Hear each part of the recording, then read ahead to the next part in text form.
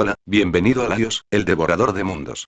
Capítulo 94. Sospechosos. Capítulo 94. Sospechosos. El comisionado James Gordon se encontraba al borde de la escena del crimen, con su gabardina ajustada para protegerse del aire frío. El almacén era de tamaño mediano, estaba lleno de basura y polvo, excepto una parte. Pero fueron las velas las que primero llamaron su atención. Docenas de ellos, dispuestos en un círculo perfecto alrededor del cuerpo. La mayoría estaban reducidos a cenizas, con la cera acumulada en el suelo. Algunos habían sido apagados por el viento, recientemente, a juzgar por las columnas de humo que aún se veían cuando llegaron los servicios de emergencia. Todo en la escena del crimen gritaba ritual. Gordon apretó la mandíbula al acercarse al centro de la escena, donde los técnicos de XI fotografiaban y documentaban cada ángulo. La bolsa para cadáveres ya estaba cerrada, lista para ser transportada, pero Gordon había visto las fotos. Había visto lo que quedaba de Michael. Su cavidad torácica estaba abierta. Y le faltaba el corazón. Su rostro estaba paralizado en una expresión de puro terror. Y allí, en la pared detrás de donde habían colocado el cuerpo, escrito con sangre que aún estaba pegajosa cuando llegaron. Por justicia. Las letras eran toscas, como si alguien las hubiera escrito con el dedo. El mensaje no era largo, pero no tenía por qué serlo. ¿Comisionado? Un detective se acercó. El médico forense está listo para el traslado. ¿Alguna evidencia física? Preguntó Gordon, sin apartar la vista del mensaje escrito con sangre. Cera de vela, huellas, algunas fibras. El XI aún las está procesando. No hay algo evidente hasta ahora, pero la sangre en la pared coincide con la de la víctima. Señor, hay algo más. Sobre el hijo de la víctima. Gordon se giró para mirarla. ¿Y qué hay de él? Tommy, el niño, fue encontrado a 4 cuadras de aquí, solo en un patio, esperando a su padre. Cuando lo entrevistamos, dijo que su padre había ido con su madre, pero que ésta estuvo trabajando todo el tiempo. Las grabaciones de seguridad y varios testigos lo confirman. El niño describió a alguien que se parecía exactamente a su madre, sonaba exactamente como ella, quien los condujo a un callejón y luego, el padre desapareció. Gordon tuvo un mal presentimiento. ¿Cambio de forma? ¿O una alucinación? Quizás algún tipo de manipulación mental. El detective volvió a mirar el mensaje en la pared. Comisionado, ¿cree que podría ser el arquitecto? Gordon guardó silencio un buen rato, observando la escena. Las velas. El cofre abierto. El corazón desaparecido. El mensaje escrito con sangre. ¿Cuáles son los antecedentes de la víctima? Preguntó en lugar de responder. El detective consultó sus notas. Michael, 34 años, analista de sistemas en Wynetech. Sin antecedentes penales, ni siquiera una multa de aparcamiento. Casado, con un hijo, vive en el distrito de Bowery. Por lo que se dice, un tipo normal. Buen empleado, buen vecino, buen padre. Buen padre, repitió Gordon en voz baja, pensando en los objetivos anteriores del arquitecto. Violadores, mafiosos, psicópatas, corruptos, cada objetivo había sido un monstruo. Maldad comprobable y documentada. Pero la víctima aquí, Michael, era simplemente un analista de TI común y corriente sin antecedentes penales. Esto no encaja con su modus operandi, dijo Gordon finalmente. Hasta ahora, solo se había centrado en tipos específicos de delincuentes. Señaló la escena. Esto es diferente. La puesta en escena, los elementos rituales, el perfil de la víctima, todo está mal. ¿Crees que es un imitador? Creo que alguien quiere que pensemos que es el arquitecto. Quizás alguien que se vengó de Michael y aprovechó el caos reciente del arquitecto. Gordon sacó su teléfono y fotografió el mensaje de sangre. Pero quien quiera que haya hecho esto no entiende qué lo motiva. Entonces, ¿qué hacemos? Envíen el cuerpo al Dr. Tompkins para la autopsia. Quiero un análisis completo. Toxicología, análisis de tejidos, todo. Y consíganme una lista de todos los que han salido de Arkham y Blackgate el último mes. Gordon miró las velas apagadas una vez más. Quien quiera que haya hecho esto quería montar un espectáculo. Eso es ego, no justicia. Y el ego hace que la gente sea descuidada.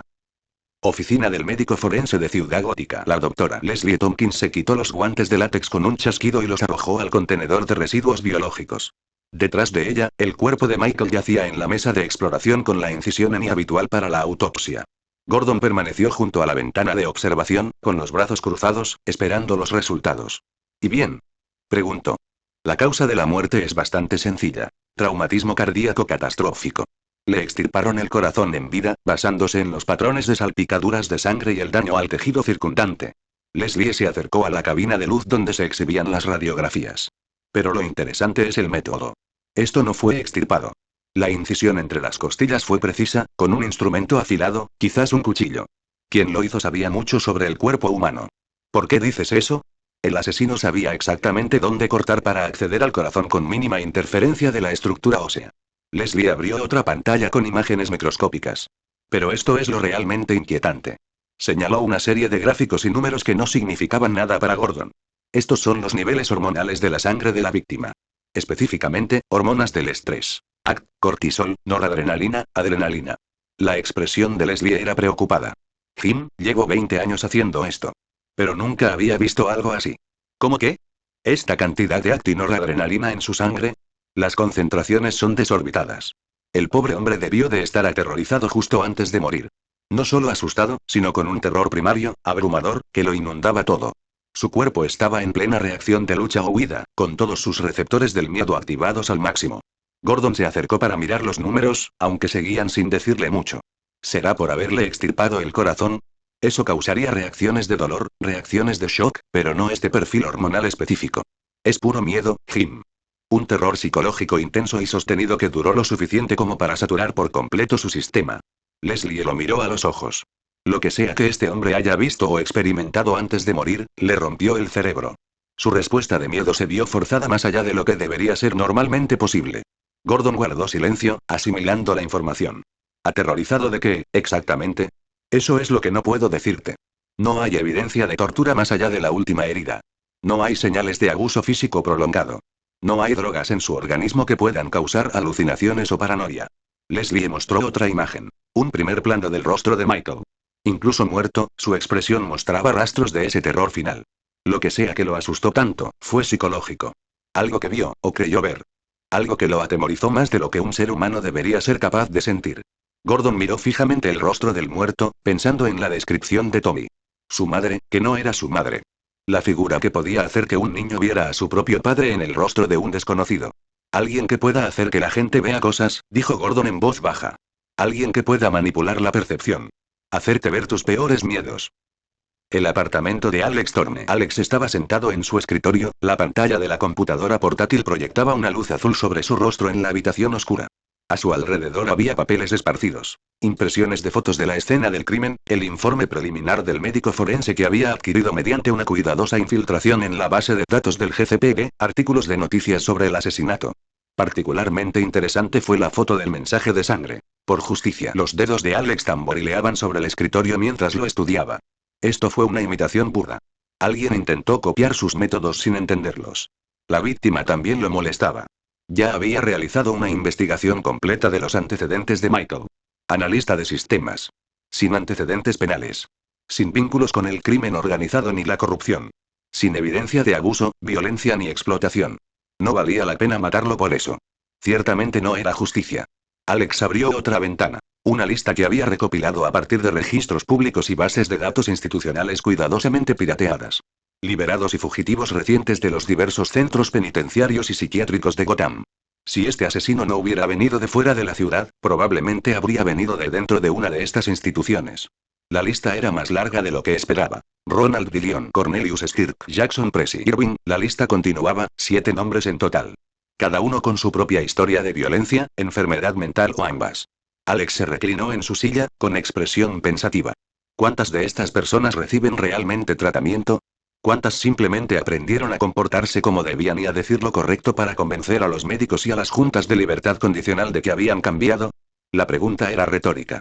Sabía la respuesta por sus estudios de psicología, por su propia experiencia manipulando la percepción. La gente podía fingir recuperación.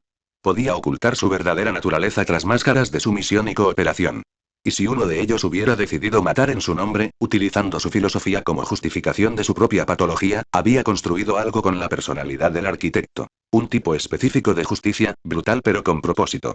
Si alguien la estaba pervirtiendo, usándola como excusa para asesinatos indiscriminados, había que detenerlo. Y si alguna de estas personas sigue siendo el monstruo del que pretendían recuperarse, hay que eliminarlo de todas llenas. Sus ojos volvieron a la parte superior de la lista. Ronald Dillon, el prostituto, liberado la semana pasada en la penitenciaría de Blackgate. Cumplió 15 años. Condena original. 4 cargos de homicidio en primer grado de agentes de policía. Alex abrió el archivo y obtuvo los detalles. Ronald Dillon, de 43 años. En 2010, durante una redada antidrogas fallida, Dillon asesinó a 4 policías con un hacha. La brutalidad de los asesinatos conmocionó incluso a la hastiada población de Gotham. Fue condenado a cadena perpetua sin libertad condicional, pero un tecnicismo en el procedimiento de arresto redujo su condena en apelación. Gracias a su buen comportamiento y a una evaluación psiquiátrica que avalaba su rehabilitación, fue puesto en libertad la semana pasada. Mató a 4 policías con un hacha y ahora estaba libre. Los dedos de Alex se cernían sobre el teclado, mostrando ya direcciones actuales, asociados conocidos y datos de seguimiento. Creo que empezaré con Ronald Dillon, también conocido como la prostituta. Veamos qué tan buena fue tu rehabilitación. Capítulo 95. Pistas falsas y verdaderos monstruos. Capítulo 95. Pistas falsas y verdaderos monstruos. Ciudad gótica, un apartamento antiguo. El apartamento olía a cigarrillos rancios, comida para llevar podrida y alcohol. Había manchas de agua por el techo y una única bombilla del techo parpadeaba intermitentemente. Ronald Dillon, el prostituto, aunque se había ganado ese apodo por su arma predilecta, no por su profesión, estaba despatarrado en un sofá hundido. Su brazo derecho protésico, con un gancho curvo en lugar de su mano, descansaba sobre el reposabrazos. Frente a él, su nuevo amigo Dave contaba dinero en una mesa de centro llena de quemaduras de cigarrillos y marcas de cuchillo. Los billetes estaban esparcidos en pilas ordenadas. De 20, de 10, de 5 y una cantidad decepcionante de 1. No lo hemos hecho mal, dijo Dave, chupándose el pulgar mientras contaba. Debe haber $1000 aquí, fácil. No es gran cosa, dijo Ronald, rascándose la mandíbula barbuda con la curva de su gancho. Te lo digo, Dave, es patético que tipos como nosotros nos veamos obligados a robar orfanatos a punta de pistola. Orfanatos, por Dios. ¿Qué sigue? ¿Robar sillas de ruedas a lisiados? ¿Quitarles dulces a los bebés? Dave se encogió de hombros, indiferente. El dinero es dinero, hombre. Terminó de contar y se recostó. $1043. Nada mal para una hora de trabajo. Con esto nos alcanzará para un par de días, quizá una semana si somos inteligentes. Una semana, dijo Ronald riendo con amargura. 15 años en esa jaula, y salgo a vivir como una rata con miserias. ¿Sabes cuál es el verdadero chiste? La economía está hecha una mierda, ya ni siquiera el crimen paga. ¿Y qué tal te va con eso de salir de ese agujero? Preguntó Dave, encendiendo un cigarrillo y lanzándole el paquete a Ronald. Ronald lo atrapó con la mano sana, sacó un cigarrillo y lo encendió con un encendedor barato de plástico. Dio una calada larga, lo retuvo y luego exhaló lentamente. Ese lugar era una maldita pesadilla, dijo. Celda de mierda. Comida de mierda. Gente de mierda. Dio otra calada. El pasado es pasado, hombre. Ni siquiera quiero pensar en ese lugar. No volveré a ese lugar de mierda nunca más. Ah. Tenías que arruinar el momento recordándomelo. A la mierda. ¿Sabes lo que quiero ahora? ¿Qué? El toque de una mujer. Los ojos de Ronald parecían hambrientos. 15 años, Dave. 15 malditos años sin piel suave, sin curvas, sin ese maldito calor. ¿Alguna vez has pasado tanto tiempo sin eso? Te vuelve loco. Dave sonrió con complicidad. Pues contrata a una prostituta, hombre. Hay una esquina a 3 cuadras de aquí donde hacen cola al anochecer. $40 por media hora, 60 por el tratamiento completo.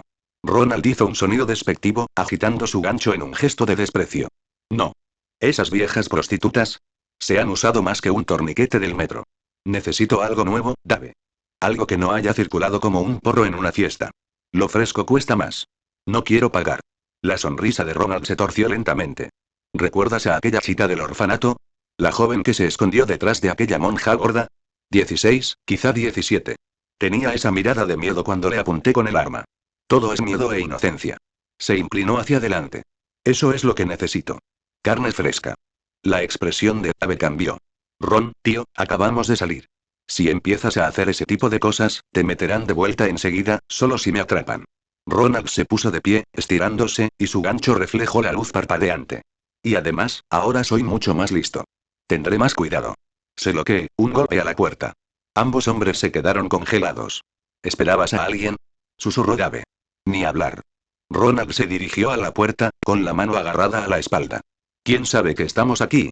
Otro golpe. Ronald se acercó a la puerta con cuidado, parándose a un lado en lugar de directamente frente a ella. ¿Quién es? No hay respuesta. Dije, ¿quién carajo es? Silencio. Ronald miró a Dave, quien tenía la mano en una pistola escondida en el cinturón. Dave asintió, listo. Ronald abrió la puerta y la abrió, levantando su mano con gancho en señal de defensa. Una figura se encontraba en el pasillo oscuro.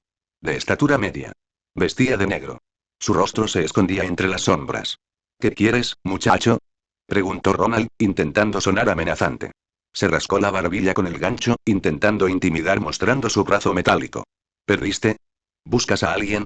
Porque si intentas vender algo, no lo compro. La figura no dijo nada. Simplemente permaneció allí como una estatua. ¿Ronald? Preguntó Dave desde atrás. ¿Quién es? Un gamberro que no quiere hablar, dijo Ronald con irritación. Giró ligeramente la cabeza hacia Dave. El chico está ahí parado como un... El arquitecto se movió. Un momento estaba en el pasillo, al siguiente dentro del apartamento. Sus manos se retorcieron como garras de biomasa afiladas y se hundieron en el abdomen de Ronald Dillion. Los ojos de Ronald se abrieron de par en par. Abrió la boca para gritar, pero solo salió sangre. El arquitecto lo levantó por encima de la cabeza sin esfuerzo, con las garras aún hundidas en la carne y los órganos. Los pies de Ronald colgaban por encima y su mano con gancho se retorcía inútilmente. Entonces el arquitecto separó los brazos. La sangre salpicó las paredes a borbotones mientras Ronald Dillion era literalmente partido por la cintura. Su torso cayó hacia la izquierda, su torso hacia la derecha y sus intestinos se desparramaron sobre la alfombra sucia. Pero el cuerpo no permaneció separado. La biomasa que era el arquitecto fluyó hacia adelante, con zarcillos extendiéndose desde su cuerpo para envolver el cadáver. En segundos, los restos de Ronald Dillion fueron absorbidos, atraídos hacia el cuerpo del arquitecto, consumidos, descompuestos en materia prima y memoria. Dave gritó. Sacó su pistola de un tirón, con las manos temblando tanto que casi la dejó caer, y disparó 3 veces. Las balas impactaron en la espalda del arquitecto, atravesando la ropa negra. Pero en lugar de sangre, solo hubo un breve destello de biomasa cerrándose sobre las heridas, sanando al instante. El arquitecto se volvió hacia Dave. Por favor, y logró decir Dave. El brazo del arquitecto se extendió, formando una hoja de biomasa que los atravesó en un instante. Atravesó la garganta de Dave y salió por la nuca, cercenando la médula espinal. Dave cayó como una marioneta con los hilos cortados, muerto antes de tocar el suelo. El arquitecto retrajo la espada y sus manos se transformaron en zarcillos que recorrieron la habitación y el cadáver. Cuando terminó, no quedó nada de los 2 antiguos ocupantes. No es el imitador. Sigue siendo escoria. Ciudad Gótica, casa de la doctora Elena. El comisionado Gordon se encontraba en la puerta de lo que una vez fue una sala de estar maravillosamente decorada. Ahora era una pesadilla plasmada en sangre y a la luz de las velas. La doctora Elena colgaba boca abajo de una viga del techo, suspendida de cuerdas alrededor de sus tobillos. Le habían abierto el pecho, no quirúrgicamente como a Michael Harris, sino desgarrado, como si algo simplemente hubiera rasgado la carne y los huesos para llegar a su interior. Su rostro, visible a pesar de la posición invertida, estaba congelado en una expresión de terror absoluto. Sus ojos seguían abiertos, aún contemplando el horror que había visto antes de morir. Alrededor de su cuerpo, dispuestas en ese círculo ya familiar, había docenas de velas apagadas. La cera se había acumulado en el suelo de madera, mezclándose con sangre. Y en la pared, escrito con sangre que goteaba en lentos riachuelos. Por justicia, notario. Gordon se giró y vio a Robin de pie en la entrada de la sala. El joven justiciero llevaba su traje completo, cuyo rojo y amarillo contrastaba marcadamente con el horror de la escena del crimen. Su expresión tras la máscara de dominó era sombría. Robin, respondió Gordon. ¿Dónde está Batman? Estoy trabajando por separado de Batman por un tiempo, dijo Tim con voz neutra. Necesitaba tiempo para procesar algunas cosas. Gordon asintió lentamente. Me parece bien, dijo Gordon simplemente, sin presionar. Nos vendría bien tu ayuda de todas llenas. Tim se acercó con cuidado a la escena del crimen. ¿Qué sabemos? La víctima es la doctora Elena Smith, psiquiatra del asilo Arkham. Fue la terapeuta principal de varios pacientes recién dados de alta. Gordon sacó su tableta y le mostró la lista a Tim. Estábamos investigando a los sospechosos de los asesinatos por imitación. Tuvimos suerte, o mala suerte, con el primer nombre. Cornelius Skirk. Afortunado. Tuvimos suerte de confirmar al sospechoso a la primera. Tuvimos mala suerte de evitar su muerte. Vinimos aquí para interrogarla sobre Cornelius Skirk. Era uno de sus pacientes, dado de alta recientemente. Los ojos de Tim se entrecerraron tras su máscara. ¿Y? Y encontramos esto en su lugar. Gordon señaló una bolsa de pruebas en una mesa cercana. Dentro había un monitor GPS de tobillo, del tipo que se usa para rastrear a personas en libertad condicional y pacientes psiquiátricos liberados. El rastreador de Skirk. Lo encontró justo al lado del cuerpo. Lo cortó y lo dejó junto al cuerpo. Así que Skirk es tu imitador. Irónico, ¿verdad? Liberado hace unos días tras 20 años en Arkham. Su terapeuta, la mujer que abogó por su liberación, que creyó en su rehabilitación, que luchó para que tuviera una segunda oportunidad, es su segunda víctima. La voz de Gordon estaba cargada de amargura. Ella lo salvó, y él la mató por ello. Tim se acercó al cuerpo, observando la posición, las velas, el mensaje de sangre. ¿Por qué estaba Skirk? Intento de asesinato a los 16 años. Trastorno hipotalámico grave. Gordon mostró la foto policial de Skirk en su tableta. Un rostro demacrado con inquietantes ojos grises. Ese es un hijo de puta muy feo, comentó Tim con gravedad. Estamos emitiendo una orden de búsqueda y captura. Todos los policías de Gotham tendrán su foto en una hora. Gordon volvió a mirar el cuerpo. Haré todo lo que pueda desde el punto de vista oficial. Pero si pueden rastrearlo por otros canales, lo encontraré, dijo Tim con seguridad. Solicitaré recursos, usaré el reconocimiento facial en todas las cámaras de la ciudad y compararé a sus asociados conocidos con su expediente de Arkham. Gordon asintió, agradecido. Se quedaron allí un momento más, luego Tim activó su comunicador. Alfred, ¿estás ahí? Siempre, maestro Tim, llegó la refinada voz británica a través del canal seguro. ¿En qué puedo ayudarle? Necesito todo lo que tenemos sobre Cornelius Stirk. Historiales médicos, evaluaciones psicológicas, direcciones conocidas, compañeros, patrones de comportamiento, todo. Accediendo a los archivos. Tendré un expediente completo listo en una hora. Hubo una pausa. Maestro Tim, ¿sigue molesto con el maestro Bruce? ¿Por el asunto de Firefly? Tim se quedó en silencio por un largo momento. Estoy en conflicto, dijo Tim finalmente. Entiendo su razonamiento. Entiendo todo el argumento de la pendiente resbaladiza, la idea de que matar a una persona facilita matar a la siguiente. Lo entiendo intelectualmente. ¿Pero emocionalmente? Preguntó Alfred con suavidad. Pero que algo tenga sentido no significa que me tenga que gustar, dijo Tim, con la frustración impregnada en la voz. Prefirió sus principios a mi vida, Alfred. Aunque solo fuera una obra de teatro, Batman lo eligió. Y puedo entenderlo y aún así estar enojado. ¿Volverás a la mansión? El amo Bruce ha estado bastante preocupado. Tim miró el cadáver suspendido de la doctora Elena. Necesito más tiempo para procesarlo, Alfred, dijo Tim en voz baja. Alfred guardó silencio un momento y luego dijo, muy bien, maestro Tim. Los archivos de Cornelius Stirk se están compilando ahora mismo. Tenga cuidado. Siempre lo soy. La comunicación se cortó. Tim se volvió hacia Gordon. Empezaré a buscar esta noche. Si Stirk está en Gotham, lo encontraré. Bien. Gordon le extendió la mano y Tim se la estrechó. Ten cuidado, chico. Tim se acercó a la ventana, con la pistola de agarre ya en la mano. En cuestión de segundos, desapareció. Una sombra entre sombras, cazando a otro monstruo en la noche eterna de Gotham. Capítulo 96. La búsqueda. Capítulo 96. La búsqueda. Ciudad Gótica. Robin se agazapó en una escalera de incendios oxidada, con la capa bien abrigada para protegerse del frío. A sus pies, el estrecho se extendía en todo su miserable esplendor. Pavimento agrietado, farolas parpadeantes, paredes pintadas con grafitis antiguos. Un par de rezagados se movían entre las sombras, cabizbajos, como si no quisieran ser vistos. Su comunicador cobró vida. Maestro Tim, tengo algo. La voz de Alfred se oyó con claridad. El reconocimiento facial detectó una coincidencia en una cámara de tráfico hace aproximadamente 12 minutos. Cornelius Stirk, en dirección este por la calle Grundy. La postura de Robin se enderezó al instante. La espera había terminado. Envíame las coordenadas. Transmitiendo. El sistema lo rastreó durante 3 manzanas antes de perderlo de vista cerca del antiguo sector industrial.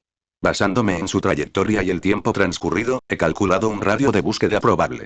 Apareció un mapa superpuesto en el HUD de Robin, resaltando un área de 6 manzanas. La zona está prácticamente abandonada. Almacenes, fábricas cerradas y edificios residenciales. El lugar perfecto para instalarse, murmuró Robin, lanzando su cuerda de agarre. ¿Cuánto hace que lo perdimos? 8 minutos. Podría estar en cualquier lugar de ese radio ahora mismo. Entonces mejor me muevo rápido. Robin se puso en movimiento, la ciudad se desdibujó ante él mientras cruzaba los tejados con eficacia experta. Sigue vigilando las cámaras. Si respira cerca de una, quiero saberlo. Claro, señor. ¿Y el amo Tim? Tenga cuidado. Lo tendré en cuenta. Robin aterrizó en un tejado con vistas al radio de búsqueda. El lugar parecía muerto, solo otro cementerio del pasado de Gotham. Robin inició una búsqueda sistemática, moviéndose de edificio en edificio sin perder mucho tiempo. Primero, el edificio estaba demasiado expuesto. Segundo, la mitad del techo se había derrumbado. Tercero, había habido ocupantes ilegales allí recientemente, demasiado ruido y señales de movimiento. Stirk quería privacidad y aislamiento. Un lugar donde poder trabajar sin interrupciones. El cuarto edificio le llamó la atención. Era una antigua fábrica textil, de 3 plantas y ladrillo rojo, con la mayoría de las ventanas intactas, pero oscurecidas. La entrada mostraba señales de uso reciente, arañazos recientes en la cerradura y un rastro de polvo. Pero lo más revelador era que se veía un tenue resplandor a través de una rendija en una de las ventanas de la planta baja. La luz de las velas. Robin se acercó con cuidado, comprobando cada paso en busca de sonido. Llegó a la ventana y miró por la rendija. Dentro, pudo ver un gran espacio abierto que una vez fue la planta de producción. La mayor parte de la maquinaria había sido retirada, dejando un vacío. Pero en el centro del espacio, visibles bajo la tenue luz que se filtraba desde una habitación trasera, había cadenas fijadas a pilares de soporte. Recientemente instaladas, a juzgar por los agujeros de pernos recientes en el hormigón. Un lugar de preparación. El taller de Stirk. Robin dio la vuelta, encontró una puerta de servicio y forzó la cerradura en menos de 30 segundos. Se coló dentro, con todos los sentidos alerta. Dentro, el aire estaba cargado de moho y algo peor, un olor a hierro que se le pegaba a la garganta. Robin se movía entre las sombras, fijándose en todo. Las cadenas eran robustas, diseñadas para sujetar a las víctimas que forcejeaban. Y en una mesa cercana había cajas de velas nuevas, aún en su empaque, compradas en una tienda de todo a $1. El kit de asesinato. Todo lo que Stirk necesitaba para sus asesinatos rituales. Pero ni rastro de Stirk. Ninguna víctima. Debe haber salido, pensó Robin, adentrándose en el edificio. Lo que significa que volverá pronto. Continuó su reconocimiento, revisando todas las habitaciones una por una. Una pequeña oficina se había convertido en vivienda. Saco de dormir, ropa tirada, frascos de medicamentos aún llenos. Así que dejó de tomarlos. Eso explicaba muchas cosas. Más allá había una pequeña cocina con placa eléctrica. Algo se estaba cocinando. Robin se acercó con cautela a la placa. Había una olla sobre el fuego, de la que salía vapor. Olía a estofado de pollo. Robin frunció el ceño y levantó la tapa con cuidado con un tenedor cercano. El caldo burbujeaba alrededor de una masa de tejido suspendida en el líquido. La mente detectivesca de Robin tardó solo un segundo en reconocer lo que veía. La forma general, las cámaras, las conexiones arteriales aún parcialmente intactas a pesar de la cocción. Un corazón humano. A Robin se le revolvió el estómago.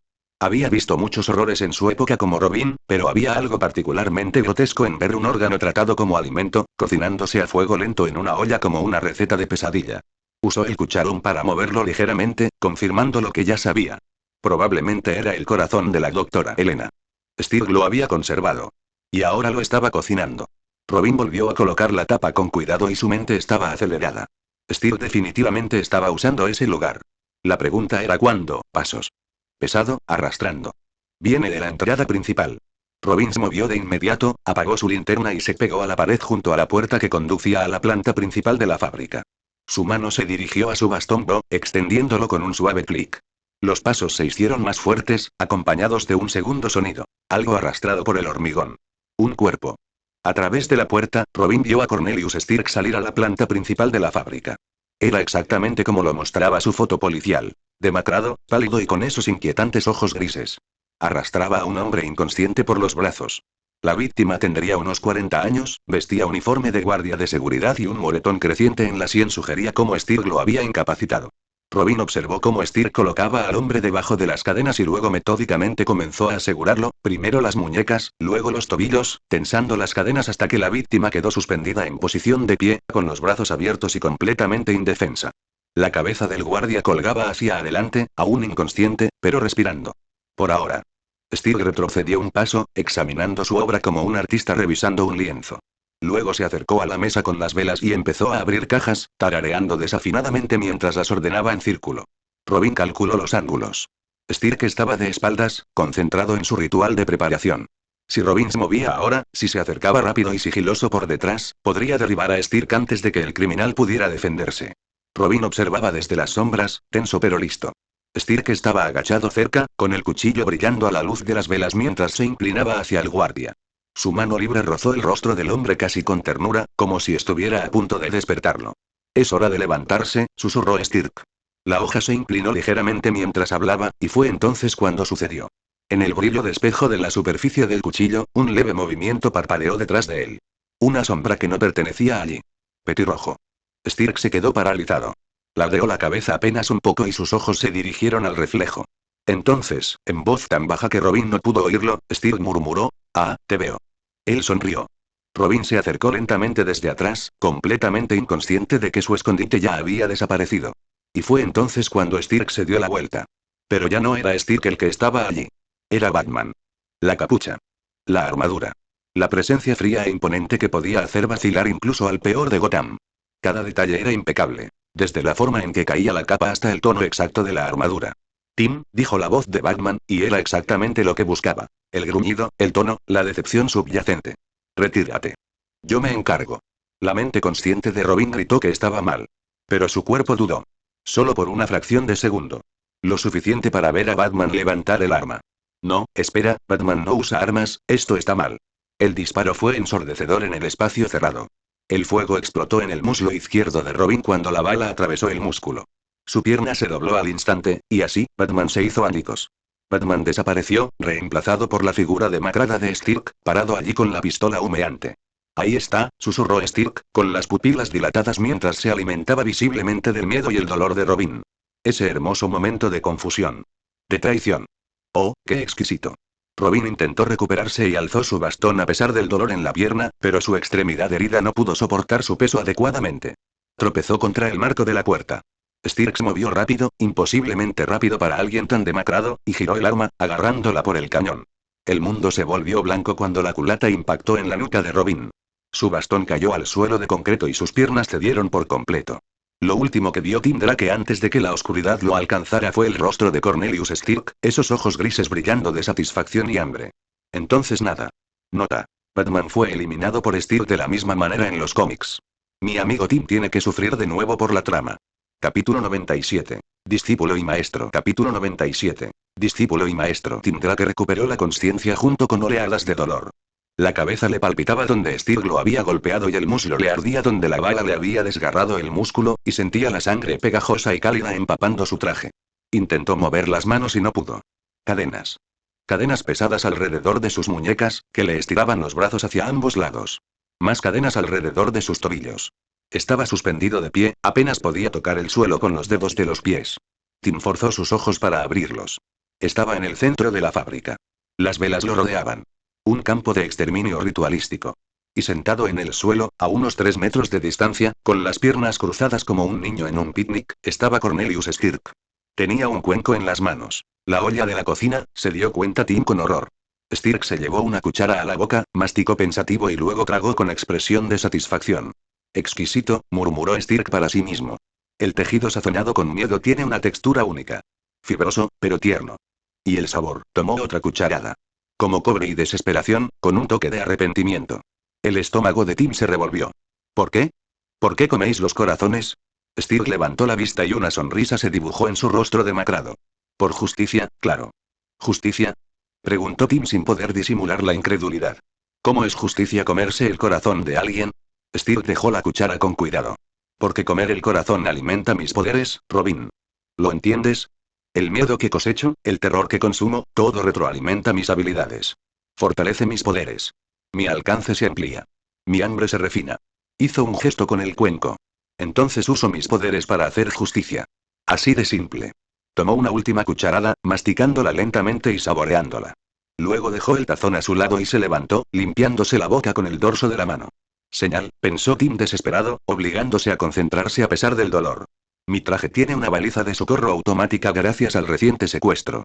Cuando mis constantes vitales bajaron, inconsciencia, pulso acelerado, la herida, habría enviado una señal a la Batcueva.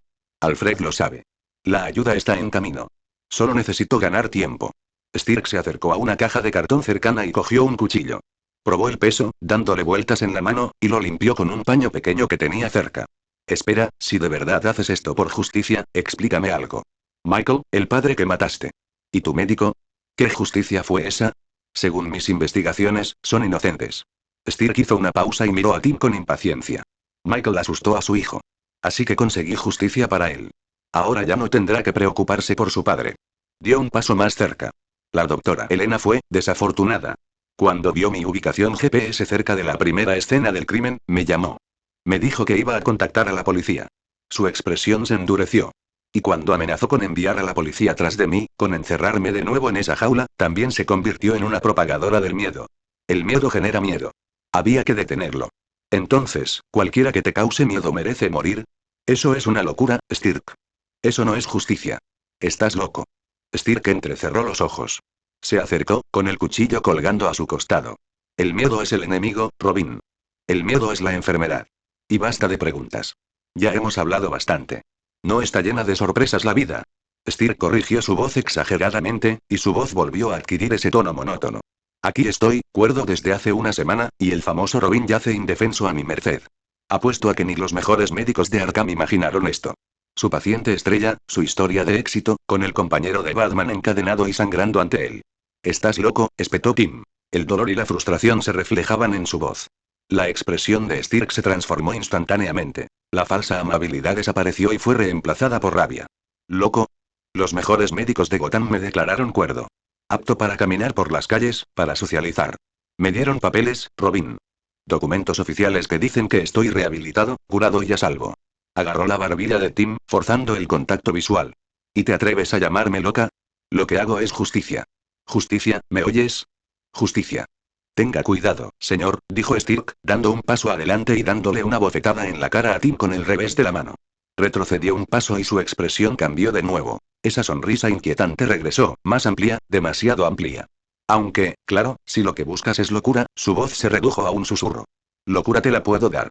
El aire alrededor de Stirk pareció titilar. Su forma comenzó a cambiar. Su cuerpo se expandió, se retorció y se estiró de forma imposible. Su piel se oscureció hasta adquirir un rojo intenso, agrietándose como tierra seca. De su cráneo brotaron cuernos, curvados hacia atrás y dentados. Su boca se ensanchó, partiéndole la cara casi por la mitad, llena de hileras de dientes cerrados como las fauces de un tiburón. La cosa que había sido Stirk se cernía sobre Tim, su enorme figura bloqueando la luz de las velas tras él. Su cuello comenzó a extenderse, como una serpiente, su cabeza se acercó a la de Tim, esa horrible boca se abrió cada vez más como si quisiera tragarse la cabeza entera. ¿Qué eres? Tim forzó las palabras a pesar de su corazón acelerado. ¿Una imitación barata de arquitecto? Tus trucos no funcionarán conmigo, Stirk. Deja ya esta locura, antes de que vaya a más. La forma demoníaca brilló y se desplomó de nuevo en la demacrada forma humana de Stirk. Pero en lugar de ira, Stirk parecía casi complacido. Se equivoca, querido señor, dijo Stirk con suavidad. No soy una imitación barata. Soy su fiel discípulo. El arquitecto corrige los males evidentes. Pero yo, se tocó el pecho con reverencia. Corrijo lo que ha dejado atrás. Juntos, formamos una justicia completa. Sí, claro, dijo Tim, esforzándose por mantener la voz firme. La sangre goteaba de su pierna herida, formando un pequeño charco bajo él. Si el arquitecto te atrapa, te matará él mismo. Solo te estás convirtiendo en un blanco más grande. Stirk se acercó, con el cuchillo en alto. Levantó la hoja, presionando ligeramente el filo contra la garganta de Tim. Veamos qué te da miedo, murmuró Stirk, mientras sus ojos grises estudiaban el rostro de Tim con intensidad. Obviamente no son visiones de monstruos ni demonios. Estás entrenado para eso. Entonces, me pregunto, ¿qué es? ¿Qué miedo habita en el corazón de un héroe? El cuchillo presionó con más fuerza, desgarrándole la piel. Tim sintió un cálido hilillo de sangre correr por su cuello. No te saldrás con la tuya, dijo Tim, pero su voz se había debilitado. La pérdida de sangre lo estaba afectando, haciendo que todo se sintiera distante y confuso. Stirk, no lo harás, así es, dijo Stirk en voz baja, casi con dulzura. No te resistas. Luchar solo empeora las cosas. Simplemente deja que pase. Deja que el miedo venga. Déjame saborearlo bien. Está intentando hipnotizarme, comprendió Tim entre la creciente niebla mental. La pérdida de sangre, el dolor, la voz, lo usa todo para bajar mis defensas. Tengo que controlar mi mente. Tengo que permanecer despierto. Pero fue muy duro. Me dolía todo. Todo se oscurecía en los bordes. Tranquilo, amigo, la voz de Stirk parecía venir de muy lejos. Estarás bien. Puedes confiar en mí. Eso es todo, no luches. Eres débil, demasiado débil. Déjate llevar. Suéltalo. Será más fácil. Déjate llevar, la cabeza de Tim se inclinó hacia adelante. Las cadenas eran lo único que lo mantenía erguido. La luz de la vela se difuminó y se duplicó. La voz de Stirk se convirtió en un murmullo lejano, las palabras perdieron sentido, todo se desvaneció en una oscuridad cómoda donde nada dolía ni importaba. Eso es suficiente, Stirk. Stirk se giró, con la concentración hipnótica rota y los ojos abiertos por la sorpresa. ¿Quién? Desde las sombras más allá del círculo de luz de las velas, una figura dio un paso adelante. Llevaba una sudadera oscura con capucha, ajustada hasta el rostro, que ocultaba sus rasgos en las sombras. Su complexión era normal, sin nada destacable, de esas que desaparecerían entre la multitud. Pero había algo en su forma de moverse, que irradiaba un aura que hizo que Stirk diera un paso atrás involuntariamente. Arquitecto. Capítulo 98. Comunicador. Capítulo 98. Comunicador. El rostro de Cornelius Stirk se transformó al ver la figura salir de entre las sombras. La confusión, la postura defensiva, todo se desvaneció, reemplazado por la mirada de quien vio a su dios. Tú, suspiró Stirk, con la voz temblorosa por la emoción. Estás aquí. De verdad estás aquí. El arquitecto permaneció en silencio, de pie justo al borde de la luz de las velas. Su rostro encapuchado permaneció oculto en la sombra, pero su postura irradiaba una amenaza serena y fría que llenaba el espacio. Stirk dio un paso al frente, luego otro, con movimientos casi reverentes. Lo he leído todo sobre ti. Cada artículo. Cada índice. Cada testimonio que he podido reunir. A partir de ahí, he estudiado tu filosofía y tu propósito a fondo. Tú eres la razón por la que finalmente entendí lo que estaba destinado a ser. Desperdiciaste tu segunda oportunidad, dijo el arquitecto. 20 años en Arkham. Lo tuviste todo. Tratamiento, rehabilitación, liberación. Y en cuestión de días, empezaste a matar inocentes. ¿Por qué? Stirk parecía realmente confundido por la pregunta. ¿Tirado? No lo entiendes. Señaló la fábrica, a Robin encadenado y sangrando, a la persona inconsciente en las sombras, el ritual de velas y los preparativos. No estoy desperdiciando nada. Estoy aprovechando mi segunda oportunidad para hacer algo bueno. Por fin soy libre para hacer lo que siempre debí hacer, seguir tus pasos. Ser tu discípulo. El arquitecto dio un paso al frente. ¿Mis pasos? Sí. El entusiasmo de Stirk era palpable, casi infantil. Me mostraste el camino. Demostraste que los poderes, cuando se dirigen correctamente, se convierten en justicia. Tú te alimentas de los culpables. Yo me alimento del miedo. Cuando eliminas a los obvios, yo elimino a los pequeños. Es el mismo principio. El mismo equilibrio. La misma justicia. Detrás de Stirk, apenas consciente entre sus cadenas, la cabeza de Tim Drake se alzó ligeramente al oír las voces. Tenía la vista borrosa por la pérdida de sangre, pero ahora distinguía dos figuras. Stirk y alguien más. El otro que lo había interrumpido. ¿Ayuda? ¿O una nueva amenaza? Michael, dijo el arquitecto. ¿Cuál fue su delito? Asustó a su hijo, respondió Stirk inmediatamente, como si la respuesta fuera obvia. ¿Qué pasa con tu doctora, Elena Smith? Amenazó con llamar a la policía. Me tenía miedo, lo que demostraba que nunca comprendió realmente mi naturaleza. Y su miedo me habría llevado a volver a la cárcel, lo que me habría impedido continuar con el trabajo. Tuvieron que expulsarla. El arquitecto permaneció en silencio durante un largo momento. Así que quien siente miedo merece la muerte. Quien infunde miedo en otros, aunque sea momentáneamente, merece ser perseguido. Esa es tu filosofía. Sí, dijo Stirk, visiblemente aliviado de que el arquitecto pareciera entender. Exactamente. Ahora lo ves. No somos tan diferentes, tú y yo. Abrió los brazos en un gesto casi suplicante. Soy tu discípulo. Tu alumno. ¿Tú, dónde están mis modales? Se interrumpió Stirk de repente, mirando el cuchillo que aún aferraba. Aquí estoy, conociendo a mi mentor, mi inspiración, y empuño un arma como un vulgar matón. Se agachó y colocó cuidadosamente el cuchillo en el suelo, luego se enderezó, con las manos vacías y abiertas en un gesto de respeto y no agresión. Podríamos trabajar juntos, dijo Stirk, con voz entusiasta. Tú te encargas de los monstruos obvios. Yo me encargo de los sutiles. Los que siembran miedo, los que generan ansiedad, los que envenenan la sociedad silenciosamente. Juntos, podríamos crear un verdadero equilibrio. Justicia total. Una ciudad libre de violencia y miedo. Dio un paso más cerca del arquitecto, su expresión era esperanzada, casi desesperada por aprobación.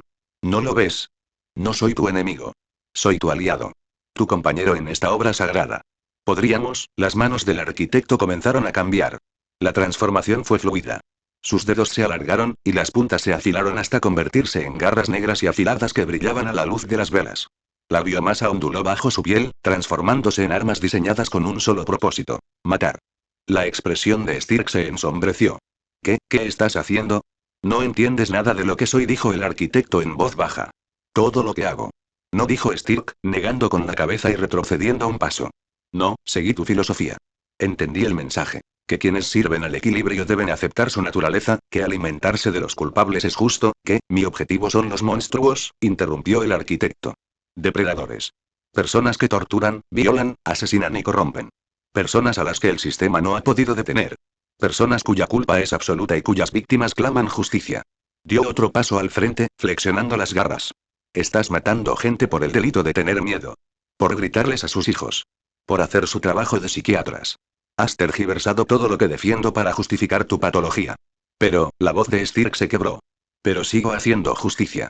Estoy sirviendo al equilibrio. ¿Por qué te vuelves contra mí si hago exactamente lo que me enseñaste? Nunca te enseñé nada, dijo el arquitecto. No aprendiste nada. Solo eres otro asesino que se disfraza de filosofía. El rostro de Stirk se transformó entonces. Sus ojos grises se enfocaron con repentina intensidad en el rostro oculto del arquitecto. Entonces te lo haré entender, siseó Stirk. Su poder psíquico estalló. Un ataque concentrado en la mente del arquitecto, tratando de atravesar sus defensas mentales y proyectar los terrores que habían funcionado en Robin, en sus víctimas y en todos los que alguna vez se habían enfrentado a la ira de Cornelius Stirk. La conexión formada y chocó contra una pared. La sonda psíquica de Stirk se topó con algo inmenso. Un océano de conciencia absorbida, cientos de mentes consumidas, todas superpuestas, formando una arquitectura mental tan compleja y fortificada que sus poderes no pudieron afianzarse. Era como intentar hipnotizar a miles de personas a la vez. Peor aún, bajo ese océano de mentes, algo lo miró. Algo que reconoció su intrusión psíquica y respondió. Stirk jadeó, recuperando su poder y tambaleándose. ¿Qué eres? Justicia. El arquitecto avanzó. El sonido llegó primero. Un crujido agudo que resonó por toda la fábrica, seguido inmediatamente por un impacto explosivo. La cabeza de Stirk se sacudió hacia atrás con violencia. El lado izquierdo de su cráneo simplemente estalló. Hueso, masa encefálica y sangre se esparcieron por el suelo de la fábrica. La herida de salida era enorme, mucho mayor que la de entrada, compatible con una bala de alto calibre diseñada para fragmentarse al impactar. El cuerpo de Stirk permaneció inmóvil por un instante, con el ojo que le quedaba abierto de par en par por la conmoción y la confusión. Entonces, sus rodillas se doblaron y se desplomó, cayendo en el círculo de velas. Su cuerpo se estremeció una vez, dos veces, y luego se quedó inmóvil. Muerto. El arquitecto giró hacia donde había venido el disparo. Una ventana tapiada en la pared este, a unos 4,5 metros de altura. Se movió a una velocidad inhumana, cruzando la fábrica en segundos. Llegó a la ventana y arrancó las tablas. La ventana del otro lado estaba rota, lo que proporcionaba una vista clara de los tejados del otro lado de la calle. Allí. En un edificio a unos 300 metros de distancia, en una posición elevada, con un ángulo de disparo perfecto. La visión mejorada del arquitecto, un don de la genética depredadora absorbida, distinguió los detalles incluso en la oscuridad. Un nido de francotiradores. Instalación profesional. Pero ya abandonado. El cuerpo del arquitecto se transformó, y la biomasa formó una membrana deslizante entre sus brazos y torso. Tomó prestada la biología de la genética de la ardilla voladora que había absorbido meses atrás. Se lanzó desde la ventana, aprovechando las corrientes de aire, y se elevó por el hueco entre los edificios. Aterrizó en el tejado agachado, y la membrana se retrajo en su cuerpo al instante. Sus sentidos agudizados se desplegaron, observándolo todo. La posición del francotirador aún estaba caliente. Rastros térmicos de un cuerpo que había estado tendido allí hacía unos momentos. Casquillo en el suelo, aún caliente al tacto. Bala de alto explosivo calibre 50. De uso militar. El rifle había desaparecido, junto con el tirador. El oído del arquitecto, optimizado para captar sonidos mucho más allá del alcance humano, detectó algo. Arriba. El sonido distintivo de las palas del rotor cortando el aire, moviéndose rápido, ya a varias cuadras de distancia y ganando altitud. Extracción en helicóptero. Profesional. El francotirador ya estaba en el aire 30 segundos después de disparar. Ya fuera del alcance de persecución. El arquitecto se enderezó, y sus sentidos agudizados confirmaron lo que ya sabía. El tirador había desaparecido. Pero algo más captó su atención. En el suelo, cerca de donde se había posicionado el francotirador, cuidadosamente colocado para que no lo afectara el retroceso del rifle, había un pequeño dispositivo rectangular, del tamaño aproximado de un teléfono, con una sola luz parpadeante. Un comunicador. El arquitecto se agachó junto a él, examinándolo con visión mejorada y conciencia táctica. No hay rastros de explosivos. No hay marcadores químicos de toxinas. Solo un comunicador, abandonado deliberadamente. Un mensaje de alguien. Se agachó y lo recogió. En cuanto sus dedos hicieron contacto, el dispositivo se activó. Un holograma proyectado hacia arriba. No era de alta calidad, ligeramente granulado, pero lo suficientemente claro como para distinguir los detalles. Mostraba el rostro de una mujer, de piel oscura, de mediana edad, con rostro serio y una expresión de absoluta autoridad. Llevaba detrás lo que parecía un edificio gubernamental, aunque los detalles se habían ocultado deliberadamente. Los ojos de la mujer se fijaron en los del arquitecto, firmes incluso mientras enfrentaba la misma pesadilla que acechaba a innumerables criminales. Sus labios se movieron y una voz salió del altavoz del comunicador. Arquitecto. Capítulo 99. La proposición de Waller. Capítulo 99. La proposición de Waller. Sé que puedes oírme, dijo en voz baja y autoritaria. Y sé que eres lo suficientemente inteligente como para no destrozar este comunicador antes de que termine. El arquitecto permaneció en silencio, observando, analizando. Me llamo Amanda Waller, continuó la mujer. Dirijo una organización gubernamental que se ocupa de amenazas que la mayoría de la gente ni siquiera sabe que existen. Amenazas metahumanas. Amenazas sobrenaturales. Amenazas que harían que sus objetivos parecieran matones de patio de colegio. Hizo una pausa para asimilar la información. Te he estado observando, arquitecta. Observando tu trabajo. Tus métodos. Tu filosofía. Y mataste a mi objetivo, dijo el arquitecto. ¿Por qué? Cornelius Stirk era un perro rabioso que usaba tu nombre para justificar su enfermedad, respondió Waller sin dudarlo. Te estaba haciendo quedar mal, atrayendo la atención hacia tus operaciones, creando un problema de relaciones públicas. Eliminé una responsabilidad. De nada. No recuerdo haber pedido tu ayuda. No, no lo hiciste.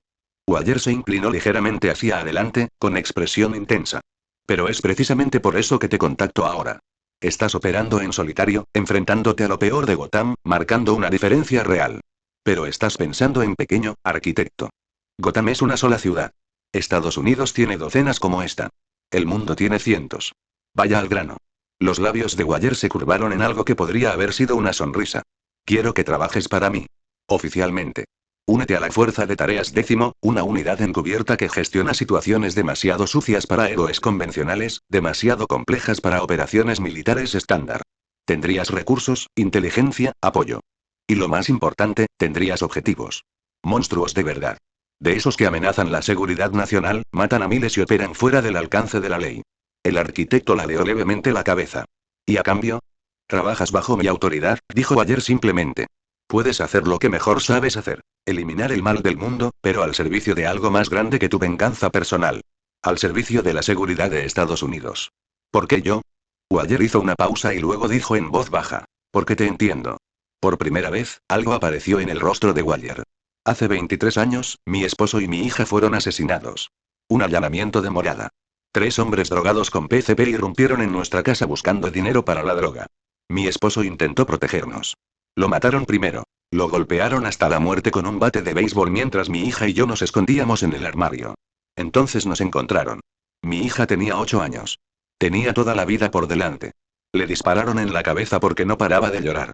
La imagen del holograma nos movió, pero el peso de las palabras quedó suspendido en el aire entre ellos. Sobreviví, continuó Wire. Pasé 3 meses en el hospital. Otros 6 en fisioterapia. Y cada día pensaba en esos hombres. Sus ojos se clavaron en la cámara. 2 de esos hombres llegaron a acuerdos con la fiscalía.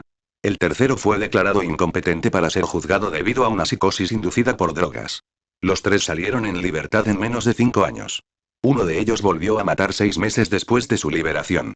El arquitecto comprendió la obra. Era una apelación a la experiencia compartida, a su propio origen como justiciero nacido de los fallos del sistema. Fue una obra bien ejecutada. Incluso calculada. Emocionalmente manipuladora, pero basada en la verdad. Fue entonces cuando me di cuenta de que la misericordia no salva a la gente. La acción sí. Así que me uní al sistema para cambiarlo desde dentro. Y cuando eso no funcionó, construí mi propio sistema. Se reclinó ligeramente. Tú y yo, arquitecta, somos iguales. Ambas sabemos que el mundo necesita gente dispuesta a ensuciarse las manos. Gente dispuesta a tomar decisiones difíciles. Gente dispuesta a ser los monstruos que cazan monstruos. No somos iguales, dijo el arquitecto en voz baja. No. Lo desafió. Tú matas a criminales que los tribunales no pueden tocar. Yo neutralizo amenazas que podrían acabar con civilizaciones. La única diferencia entre nosotros es la jurisdicción. Y autoridad, añadió el arquitecto. ¿Quieres que mate cuando me lo ordenes? Que sea tu ar. Quiero que seas eficaz, corrigió Wire. Ahora mismo, eres reactivo. Esperas a que las víctimas clamen, respondes a casos individuales. En mi organización, serías proactivo. Identificaríamos las amenazas antes de que ocurran. Te daré información sobre células terroristas, redes de tráfico de personas, traficantes de armas y funcionarios corruptos que operan a niveles que no puedes alcanzar solo. Tendrás el poder de prevenir tragedias en lugar de solo vengarlas. El arquitecto guardó silencio un largo instante, analizándolo. La oferta tenía mérito, recursos, inteligencia, alcance más allá de las fronteras de Gotham. Y la lógica de Wire era acertada. La intervención proactiva salvaba más vidas que el castigo reactivo. Pero había un fallo fundamental. Trabajo para la humanidad, Wire dijo finalmente el arquitecto. No para Estados Unidos. La expresión de Wire permaneció inalterada. La humanidad es una abstracción. Estados Unidos es real. Son los ciudadanos los que necesitan protección. Son las fronteras las que necesitan seguridad. Son los intereses los que, se acercó un paso más al holograma. Díselo a cada niño que tu gobierno mató en nombre de la seguridad nacional. A cada golpe de Estado que apoyaste. A cada arma que vendiste a ambos bandos. No me hables de protección cuando tu sistema crea los monstruos que dice combatir. El rostro de Wire no se inmutó, pero su tono se volvió gélido. Ese idealismo te matará. Tal vez, dijo el arquitecto. Pero al menos será mi decisión. Eso es miope, suspiró, decepcionada, pero no sorprendida. Estás rechazando la oportunidad de lograr un cambio real porque no puedes llevarte bien con la autoridad. Eso no es justicia, es arrogancia. Llámalo como quieras. Mi respuesta es no. Un largo silencio. Entonces la expresión de Wire cambió. Entonces eres un problema. Una variable rebelde sin control, sin supervisión. Si no trabajas para mí, me aseguraré de que estés contenido. ¿Eso es una amenaza? Es una llamada a la realidad, dijo Wire rotundamente. Las garras del arquitecto se flexionaron ligeramente. Yo también te investigaré, Wallier. Tus operaciones. Tus métodos. Tus víctimas. Si eres tan corrupto como los demás, serás el siguiente. Puedes intentarlo. Pero no opero a la intemperie como los criminales de Gotham, arquitecto. Buena suerte encontrándome. El arquitecto aplastó el comunicador en su mano. El holograma parpadeó y murió. El arquitecto dejó caer los fragmentos en llamas y miró el horizonte de Gotham. Amanda Waller. Grupo de trabajo décimo. Operaciones gubernamentales. Pero primero tenía asuntos pendientes. El arquitecto se desplomó por la ventana rota y aterrizó silenciosamente en el suelo de la fábrica. Las velas aún ardían, proyectando su luz sobre la escena. El cuerpo de Cornelius Steele yacía donde había caído, con media cabeza descabezada y un charco de sangre bajo él. El hombre secuestrado anteriormente había desaparecido. Probablemente escapó durante el caos. Pero Robin todavía estaba allí, todavía encadenado y sangrando. El arquitecto se acercó rápidamente. Tim tenía la cabeza inclinada hacia adelante y respiraba superficial pero con regularidad. La herida de bala en el muslo aún sangraba, y el corte en el cuello causado por el cuchillo de Steele le había dejado una fina línea roja hasta la clavícula. La mano del arquitecto se transformó. Tendones y células se transformaron en algo más suave y preciso. La presionó contra el muslo de Tim, sellando la hemorragia con tejido vivo. Los ojos de Tim se abrieron de golpe a mitad del procedimiento. Su visión estaba borrosa, nublada por el dolor, pero pudo distinguir la figura encapuchada agachada a su lado. Tú, dijo Tim con voz áspera. El arquitecto. No te muevas, dijo el arquitecto. Has perdido mucha sangre. La herida está estabilizada, pero necesitas atención médica adecuada. La cabeza de Tim se aclaró un poco cuando el peligro inmediato de desangrar se pasó. Me salvaste, dijo Tim, con la confusión evidente en su voz. Steele que estaba usando mi nombre, respondió el arquitecto, poniéndose de pie. Eso lo convertía en mi problema. Tú fuiste un daño colateral. Pero aún así me dejas encadenado. Vivirás. Batman te encontrará pronto. El arquitecto hizo una pausa y miró a Tim. Aunque deberías preguntarte por qué estás esperando a Batman. Tim frunció el ceño por el dolor. ¿Qué? Estás enfadado con él, dijo el arquitecto. Lo entiendo. El caso de Luciérnaga. Prefirió su código a tu vida. Intelectualmente entiendes su razonamiento, pero emocionalmente no lo entiendes. Se agachó de nuevo, con su rostro encapuchado a la altura del de Tim. Entonces, ¿por qué sigues usando su símbolo? ¿Sigues siguiendo sus reglas? ¿Sigues esperando a que te salve? ¿Por qué? Empezó Tim, pero se detuvo. ¿Por qué? ¿Porque era lo correcto? ¿Porque el código de Batman era lo único que lo separaba de los criminales? ¿Por qué? Porque es más fácil seguir que liderar, dijo el arquitecto, respondiendo por él. Es más fácil dejar que otro tome las decisiones difíciles, someterse a las reglas establecidas, confiar en que el sistema, incluso el de Batman, acabará funcionando. Se puso de pie de nuevo. Tim lo fulminó con la mirada. La alternativa es convertirme en ti. Matar a quien yo considere que lo merece. Decidir que estoy por encima de la ley. La alternativa es pensar por uno mismo, corrigió el arquitecto. El código de Batman funciona para Batman. ¿Pero funciona para ti? ¿Funciona para las víctimas que mueren mientras te controlas? ¿Funciona para los inocentes que sufren porque no cruzas la línea que podría haberlos salvado? La revolución siempre requiere sangre, Tim. Tim quería discutir, quería defender la filosofía de Batman, pero las palabras se le atascaban en la garganta. Porque una parte de él, la parte enojada, la parte dolida, se preguntaba lo mismo. Piénsalo, dijo el arquitecto. Entonces, sin previo aviso, le dio un puñetazo en la mandíbula a Tim. El mundo se volvió negro otra vez. El arquitecto sujetó el cuerpo desplomado de Tim y ajustó las cadenas para que el vigilante inconsciente no se hiciera más daño. Luego se volvió hacia el cadáver de Cornelius Steele. Se arrodilló junto al cuerpo, colocando ambas manos sobre los restos. Su biomasa se extendió, sus zarcillos se hundieron en la carne muerta, iniciando el proceso de consumo. Los recuerdos de Steele lo inundaron. 20 años en Arkham, el desarrollo de sus poderes, su retorcida filosofía, sus víctimas. Pero aún más importante, sus habilidades. La proyección psíquica. La detección del miedo. La conexión hipotalámica con los patrones neuronales de los demás.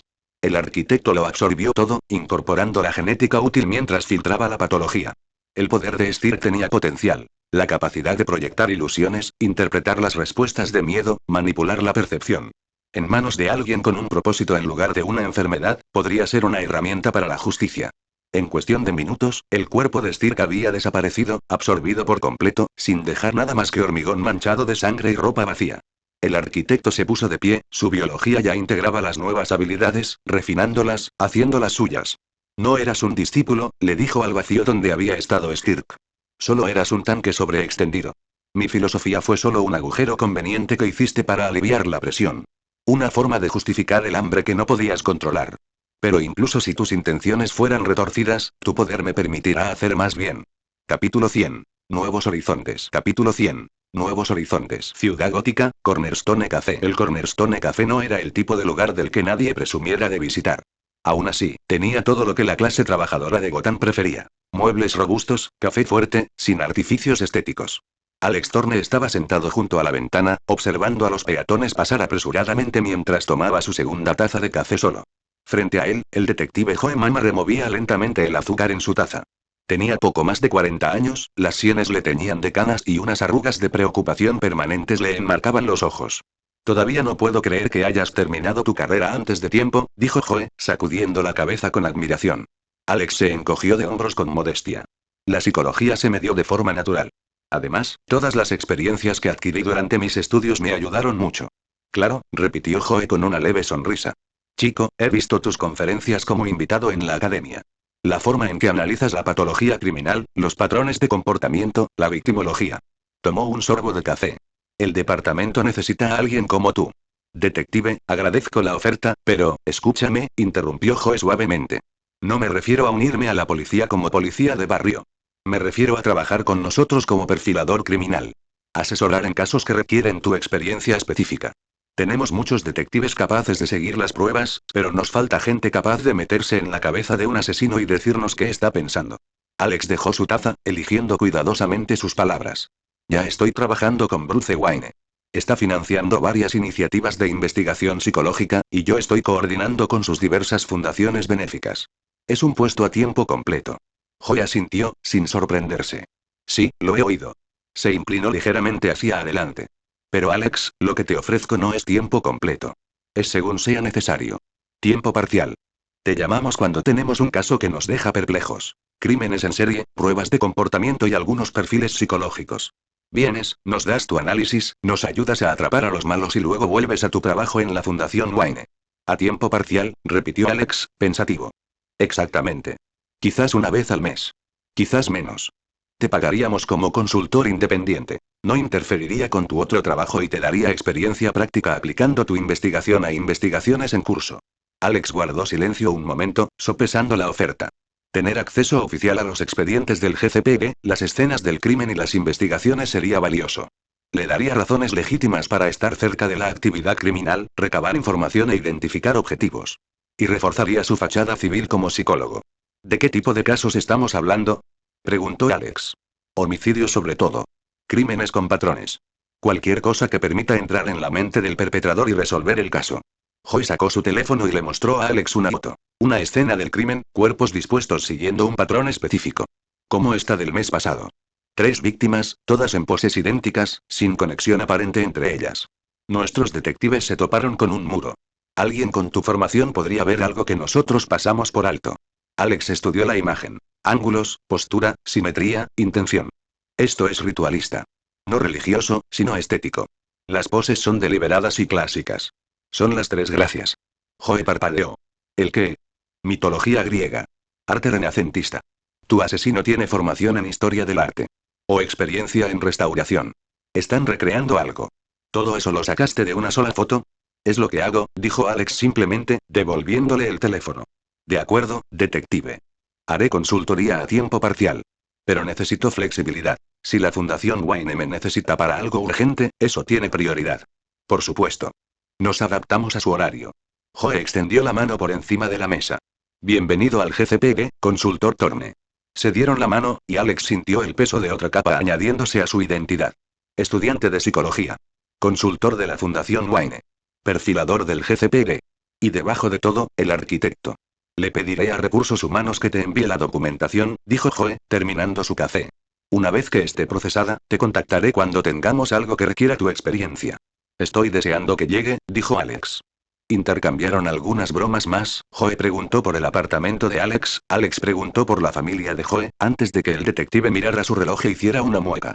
Mierda, tengo una reunión con el comisionado en 20 minutos. Tengo que irme. Se levantó, dejando el dinero en efectivo sobre la mesa para su café.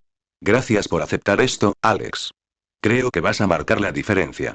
Eso espero, dijo Alex, y lo dijo de un modo que Joe no podía entender. El apartamento de Alex. Alex estaba sentado en su escritorio, con la pantalla de su portátil proyectando una luz azul sobre su rostro mientras las sombras del atardecer llenaban el apartamento. A su alrededor había 17 sobres negros, cada uno sellado con lacre rojo sangre, con una petición de justicia.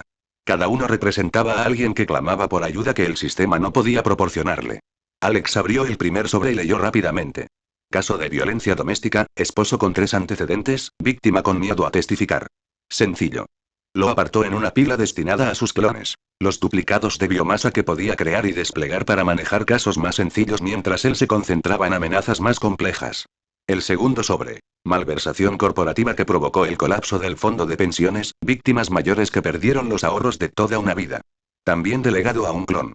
La investigación financiera llevaría tiempo, pero uno de sus duplicados podría encargarse de la vigilancia y la recopilación de pruebas. Tercer sobre. Acosador con antecedentes de escalada, víctima que se siente insegura en su propia casa. Clon. Cuarto sobre. Policía corrupto aceptando sobornos. Este le dio a Alex una vuelta de tuerca. Lo marcó como atención personal y siguió adelante. Cada caso requería verificación. Alex había aprendido pronto que algunas personas mentían, que algunas víctimas eran en realidad perpetradores que intentaban usar su reputación como arma contra sus enemigos. Así que cada sobre implicaba investigación. Verificar la verdad usando las diversas habilidades a su disposición. Su teléfono vibró. Llegó una notificación de uno de sus canales de mensajes cifrados, los anónimos que mantenía para quienes necesitaban contactar con el arquitecto. Alex abrió la aplicación. El mensaje era breve, enviado desde una cuenta temporal que se autoeliminaría en cuestión de horas. Urgente. Testigo fugado de una operación clandestina de asesinato. Nombre. Natasha. Perseguida por un grupo organizado con mucho dinero y contactos. Inversionistas multimillonarios están atando cabos sueltos. Está en Yakarta, en el distrito industrial. Se acercan rápidamente. Coordenadas. -6, 2088, 106, 8456. Tu turno, arquitecto. Adjuntaba una foto granulada. Una joven con ojeras, mirando por encima del hombro mientras corría por una calle concurrida. El miedo en su postura era inconfundible. Alex se recostó, procesando la información. Un informante contactaba sobre un superviviente de un juego de la muerte que era perseguido por gente adinerada y poderosa que intentaba eliminar al único que escapó de su operación. Si fuera real, representaría exactamente el tipo de mal que existía para destruir. Y podría ser una trampa. El arquitecto se había ganado enemigos, gente como Amanda Waller, que ya había intentado reclutarlo o amenazarlo. Una víctima falsa en un país extranjero sería la forma perfecta de sacarlo de su territorio y llevarlo a una caja de la muerte. Pero si fuera real, si esta mujer llamada Natasha hubiera sobrevivido a algo horrible, Alex se quedó mirando la pantalla durante un largo rato, sopesando opciones, calculando riesgos, considerando la posibilidad de que esto fuera legítimo frente a la probabilidad de que fuera una trampa sofisticada. El informante no se había identificado, lo cual fue inteligente. Pero los detalles eran lo suficientemente específicos como para verificarlos. El distrito industrial de Yakarta, una mujer llamada Natasha, la participación de un multimillonario en operaciones clandestinas de exterminio. Finalmente, abrió un nuevo documento y comenzó a investigar. Horarios de vuelos a Yakarta. Organizaciones criminales conocidas que operan en Indonesia. Informes recientes de personas desaparecidas que podrían estar relacionados con operaciones clandestinas de exterminio. Patrones de individuos adinerados con conexiones conocidas con empresas de entretenimiento ilegal. Si Natasha era real y las afirmaciones del informante eran ciertas, quienes la perseguían se enfrentarían al juicio del arquitecto. Y él tendría que rescatarla antes de silenciar al único testigo de sus crímenes. ¿Y si fuera una trampa? Bueno, entonces quien lo haya establecido aprendería por qué se le temía al arquitecto. Alex sacó imágenes satelitales de las coordenadas de Yakarta. Un distrito industrial abandonado con muchos lugares para esconderse. Pero también muchos sitios donde un equipo de emboscada podría posicionarse. Tenía que ir preparado. Y tenía que ir pronto. Si gente adinerada y con contactos buscaba a Natasha, contaban con recursos inigualados en todo el mundo. Cada hora que tardaba era una hora más cerca de resolver su problema. Notas. 1, por fin 100 capítulos. Nunca pensé que acabaría haciendo un fanfic de 100 capítulos. Gracias a todos por su apoyo. DD capítulo 101. El superviviente del crisol. Capítulo 101. El superviviente del crisol. Yakarta, Indonesia, distrito industrial. La zona industrial estaba muerta. Ventanas rotas, óxido, los restos habituales de una industria abandonada, todo aquello parecía anticuado comparado con la próspera ciudad cercana. Alex movía en silencio entre las sombras, con sus sentidos agudizados captando cada detalle. Había llegado a Yakarta hacía 6 horas en un vuelo nocturno con un pasaporte falso, sin nada que lo relacionara con Alex Turner ni con el arquitecto. Sus capacidades de biomasa significaban que no necesitaba armas. Su cuerpo era el arma. Las coordenadas lo llevaron hasta aquí. Un edificio fabril de 3 pisos que alguna vez había fabricado textiles, ahora abandonado como el resto. La audición mejorada de Alex detectó movimiento en el segundo piso. El sonido de alguien que intentaba permanecer en silencio pero no lo lograba. Ya había verificado el perímetro del edificio. No había posiciones de emboscada evidentes. No había señales térmicas que indicaran equipos esperando. No había tráfico vehicular en la zona durante las últimas 2 horas, según las cámaras de tráfico que había pirateado.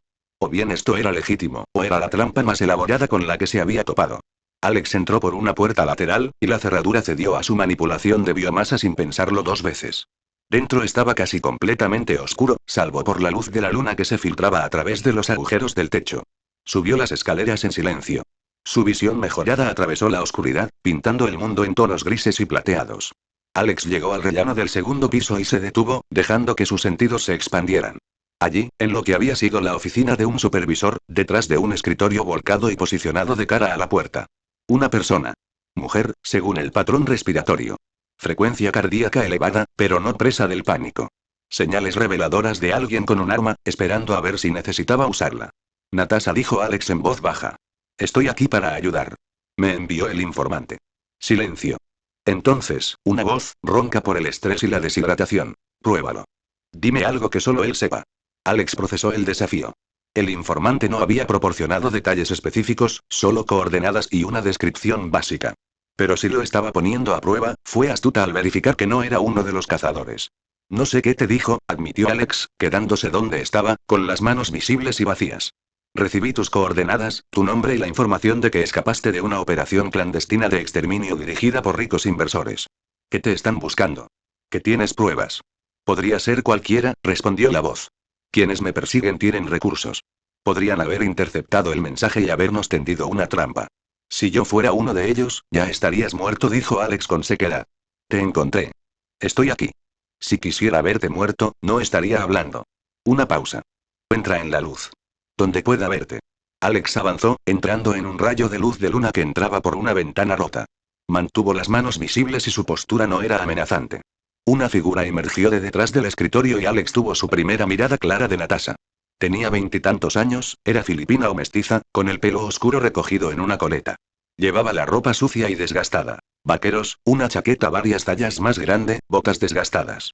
Unas ojeras le ensombrecían los ojos y su rostro tenía el aspecto demacrado de alguien que no ha dormido bien en días. Sostenía una pistola, una pequeña de 9 milímetros, probablemente comprada en el mercado negro de Yakarta. Su agarre era firme a pesar de los temblores visibles. El arma apuntaba al centro del cuerpo de Alex. No eres lo que esperaba, dijo ella, observándolo. Los rumores te hacían parecer más grande. Ese es el punto, respondió Alex. Trabajo en la sombra. Los ojos de Natasha se entrecerraron, buscando en su rostro el engaño. Luego, lentamente, bajó el arma. ¿Cómo sé que eres realmente el arquitecto? ¿No un simple mercenario o agente del gobierno que se aprovecha de su reputación? No lo sabes, dijo Alex con sinceridad. Estás actuando con fe y desesperación. Pero piensa. Te seguí hasta aquí a las pocas horas de recibir las coordenadas. Entré en este edificio sin avisarte hasta que quise hacerlo. Y estoy teniendo esta conversación en lugar de simplemente tomar lo que quiero. Dio un paso más cerca con cuidado. Quienes te buscan han tenido días para encontrarte. Yo te encontré en horas. Eso debería decirte algo sobre tu capacidad. Natasha apretó la mandíbula, pero no lo negó. Señaló con el arma un rincón donde había un campamento improvisado. Un saco de dormir, agua embotellada y comida envasada de supermercados. De acuerdo. Pero quédate donde pueda verte. Alex movió al lugar indicado y se agachó. Cuéntame qué pasó. Desde el principio. Natasha se dejó caer contra la pared, con la pistola apoyada en su rodilla pero aún accesible. Por un largo momento, simplemente respiró, como si reuniera la fuerza para revivir el trauma que la había traído allí. Entonces ella empezó a hablar. Hace 3 meses, Manila, Filipinas. Estaba celebrando, dijo Natasha, con la voz distante por el recuerdo. Me ascendieron en el trabajo, de coordinador de marketing a analista senior. Mis amigos me llevaron a un bar en Makati. Un lugar agradable, con bebidas caras, el típico sitio donde se mezclan extranjeros y gente adinerada de la zona. Ella miró a la nada, viendo un lugar y un tiempo diferentes. Recuerdo beber. Bailar. Reír. Y luego, nada. Solo un espacio vacío donde debería estar el resto de la noche. Sus manos se apretaron. Entonces me desperté en una jaula. Alex permaneció en silencio, dejándola contarlo a su propio ritmo. ¿Puedes creerlo? ¿Una jaula de verdad? Era de bambú y metal, de unos 2 metros por 2 metros, con suelo de tierra. Y el olor, Natasha arrugó la nariz al recordarlo. Pude oír gritos. Otras personas, en algún lugar cercano, también se despertaron confundidas y aterrorizadas. Ella respiró temblorosamente. Éramos 20. 19, técnicamente. Uno sufrió un infarto antes de empezar el primer día. El resto, éramos de todas partes. 2 empresarios estadounidenses. Una pareja de turistas australianos. 4 guías locales que habían sido contratados y nunca regresaron. 3 adolescentes de Singapur en un viaje de año sabático. Un periodista japonés. De otros nunca supe sus nombres. Su voz se quebró ligeramente. Estábamos en jaulas individuales dispuestas en círculo, como una especie de arena retorcida. Sobre nosotros, altavoces.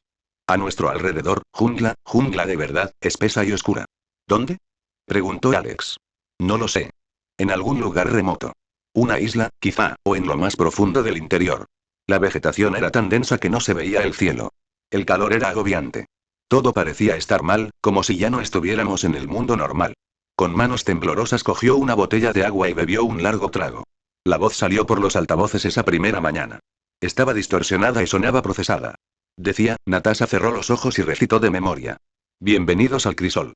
Están aquí para demostrar la verdad fundamental de la naturaleza humana. Que la civilización es una máscara, y debajo de ella, todos son animales. Las reglas son simples. Cácense unos a otros. Mátense unos a otros. El último que quede en pie será liberado. Tienen una semana. La expresión de Alex permaneció neutral, pero en su interior ya estaba haciendo una lista. Entretenimiento para ricos. Juegos de muerte forzada. Ubicación remota. Luego lo liberaron, susurró Natasha. Él. Sus ojos se abrieron de golpe y, por primera vez, Alex vio allí auténtico terror. No hay manera de describir lo que suene sensato, dijo. Pero lo intentaré. Era humanoide. De unos 2 metros de altura, con una constitución que parecía tallada en músculo y hueso, sin ninguna parte blanda. Escamas, auténticas escamas de reptil, verde oscuro y gris, que le cubrían todo el cuerpo. Garras en las manos que medían fácilmente 15 centímetros. Y su cara, se estremeció. De cocodrilo. Como si alguien le hubiera injertado quirúrgicamente la cabeza de un cocodrilo a un cuerpo humano. Tenía ojos amarillos con pupilas verticales y sus dientes podían destrozar incluso el acero. Al principio, pensamos que era su arma, continuó Natasha. Algo que usarían para matarnos si no luchábamos. Pero entonces uno de los empresarios, creo que se llamaba Thompson, intentó unirnos. Dijo que debíamos negarnos a luchar, permanecer unidos, sobrevivir y negarles su entretenimiento enfermizo. Ella se rió amargamente. La cosa lo mató en unos 30 segundos. Simplemente, lo destrozó. Los gritos, se presionó las palmas de las manos contra los ojos. Después de eso, la voz regresó. Dijo que la criatura era parte del entorno. Parte del desafío. Nos cazaría al azar, mataría a quien encontrara, y podríamos escondernos o matarnos entre nosotros para reducir la manada. Nuestra decisión. ¿Cómo sobreviviste? Preguntó Alex en voz baja. Natasha bajó las manos y su expresión se endureció. Me convertí en lo que necesitaba ser. Todos lo hicimos, los que sobrevivimos más de un día. La pareja australiana formó una alianza con el periodista japonés. Sobrevivieron 3 días antes de que la criatura les tendiera una emboscada cerca de una fuente de agua. Los adolescentes intentaron esconderse. 2 de ellos sobrevivieron 4 días antes de enfrentarse por la comida. Se levantó un poco la camisa, revelando 3 cicatrices paralelas en las costillas. Cortes largos y profundos que habían cicatrizado mal. Día 5. La criatura me acorraló cerca de un barranco. Tenía un palo afilado. A eso nos habíamos visto reducidos, a fabricar armas con ramas y rocas. Se abalanzó sobre mí, con las garras extendidas, y yo. Trazó las cicatrices. Debería haber muerto. Pero estaba jugando conmigo. Jugando con su comida. Fue entonces cuando me di cuenta de que la gente que nos observaba, porque definitivamente estaba observando, con cámaras por todas partes, quería espectáculo. Querían vernos sufrir, no solo morir rápidamente. Así que les diste un espectáculo, dijo Alex. Luché. Grité. Sangré. Y cuando se aburrió y buscó presas más fáciles, huí. Para el 6.º día, quedábamos 5. Yo, uno de los guías locales y otros 3 a quienes apenas reconocía. No éramos personas. Éramos animales. Exactamente como la voz decía que nos convertiríamos. Ella se quedó en silencio por un momento y continuó. El 7.º día enviaron un helicóptero, dijo Natasha. Al principio pensé que era un lanzamiento de suministros. Pero aterrizó en un claro que habíamos estado evitando. Demasiado abierto y expuesto. La criatura seguía ahí fuera, en algún lugar. Pero yo me estaba muriendo de todas llenas. Heridas infectadas, deshidratada, hambre. Así que corrí. ¿El helicóptero fue tu punto de extracción? Adivinó Alex. No por mí. Por ellos. Los tres últimos, el guía y dos cuyos nombres nunca recuerdo, llegaron primero al claro. Y empezaron a pelearse para ver quién sería el ganador. La criatura salió de la selva y los mató a los tres mientras yo observaba desde los árboles. Sonrió sin humor. Fue entonces cuando lo comprendí. No había nada del último en pie se libra. Solo había entretenimiento hasta que todos murieron. ¿Cómo escapaste? La tripulación del helicóptero se distrajo. Estaban filmando a la criatura alimentándose, obteniendo las imágenes finales. Llegué al helicóptero y me escondí en la zona de carga bajo las lonas de suministros. No revisaron nada. Me sacaron de la isla. Natasha apretó los puños. Cuando aterrizamos en un aeródromo privado en algún lugar de Tailandia, esperé a que abrieran las puertas de carga y luego corrí. Simplemente corrí. Robé ropa, dinero, y llegué a Bangkok, y luego aquí. Y te han estado cazando desde entonces, concluyó Alex. Todos los días. Nueva ciudad, nuevo país, da igual. Tienen recursos por todas partes. Metió la mano en su chaqueta y sacó una memoria USB. Pero tengo esto. Lo robé del helicóptero. Lo encontré en una bolsa con otro equipo. Contiene imágenes de todo el desafío. La mirada de Alex se fijó en la memoria USB. ¿Sabes quién la maneja? Supongo que son gente rica. Gente rica y poderosa. Escuché a la tripulación discutiendo en el helicóptero. Pagan millones para ver morir a la gente de forma creativa. Este crucible es solo una de sus experiencias. Hay otras con diferentes temáticas y en diferentes lugares. Todas letales. Le tendió la memoria USB, con la mano firme a pesar del cansancio. Te daré esta prueba. Solo quiero una cosa a cambio. ¿Qué? Llévame a un lugar seguro. A un lugar donde no puedan llegar. Y luego, su mirada se endureció. Haz que paguen. A todos y cada uno de ellos. Haz que entiendan lo que nos hicieron pasar. Alex se levantó lentamente, buscando la memoria USB. Natasha se tensó, pero no se apartó. Sus dedos se rozaron al tomarla, y sintió el temblor de agotamiento y miedo en su agarre. Alex dijo: los encontraré y les haré pagar. ¿Y yo? Preguntó Natasha. ¿Qué me pasa? ¿Cómo te sientes al desaparecer? Preguntó Alex. Natasha se rió. Llevo 3 meses desapareciendo sin hacer nada. Quiero decir, permanentemente. Recibirás una nueva identidad en un nuevo lugar. Podrás empezar una nueva vida. Sin conexión con la anterior. ¿Y la justicia? ¿No necesitas que testifique, que aporte pruebas? No trabajo a través de los tribunales, dijo Alex simplemente. Trabajo a través de las consecuencias. Natasha estudió su rostro por un largo momento y finalmente, asintió. Está bien. Sácame de aquí, dame una nueva vida y la memoria USB es tuya. Trato hecho, dijo Alex. Entonces, su audición mejorada captó algo. Varios vehículos acercándose rápidamente desde el sur. Tenemos que movernos. Ya. Natasha palideció. ¿Nos encontraron? Alguien lo hizo. Alex se acercó a la ventana y miró con atención. 3 todoterrenos, con las ventanas tintadas, avanzaban con precisión táctica hacia el complejo industrial. ¿Cuántos saben de este lugar? Nadie. He tenido cuidado, luego te rastrearon de otra manera. GPS en algo que llevas. Reconocimiento facial de cámaras callejeras. No importa. Los todoterrenos se detuvieron bruscamente frente a la fábrica. Se abrieron las puertas y aparecieron figuras armadas, profesionales y coordinadas. Alex se volvió hacia ella. Sus manos comenzaron a cambiar, la biomasa se transformó en garras. Quédate aquí. Capítulo 102. El gerente. Capítulo 102. El gerente. Alex movió antes de que el primer mercenario despejara la puerta. Su biomasa ya se había transformado, formando una densa armadura bajo su piel y extendiendo garras desde las yemas de sus dedos.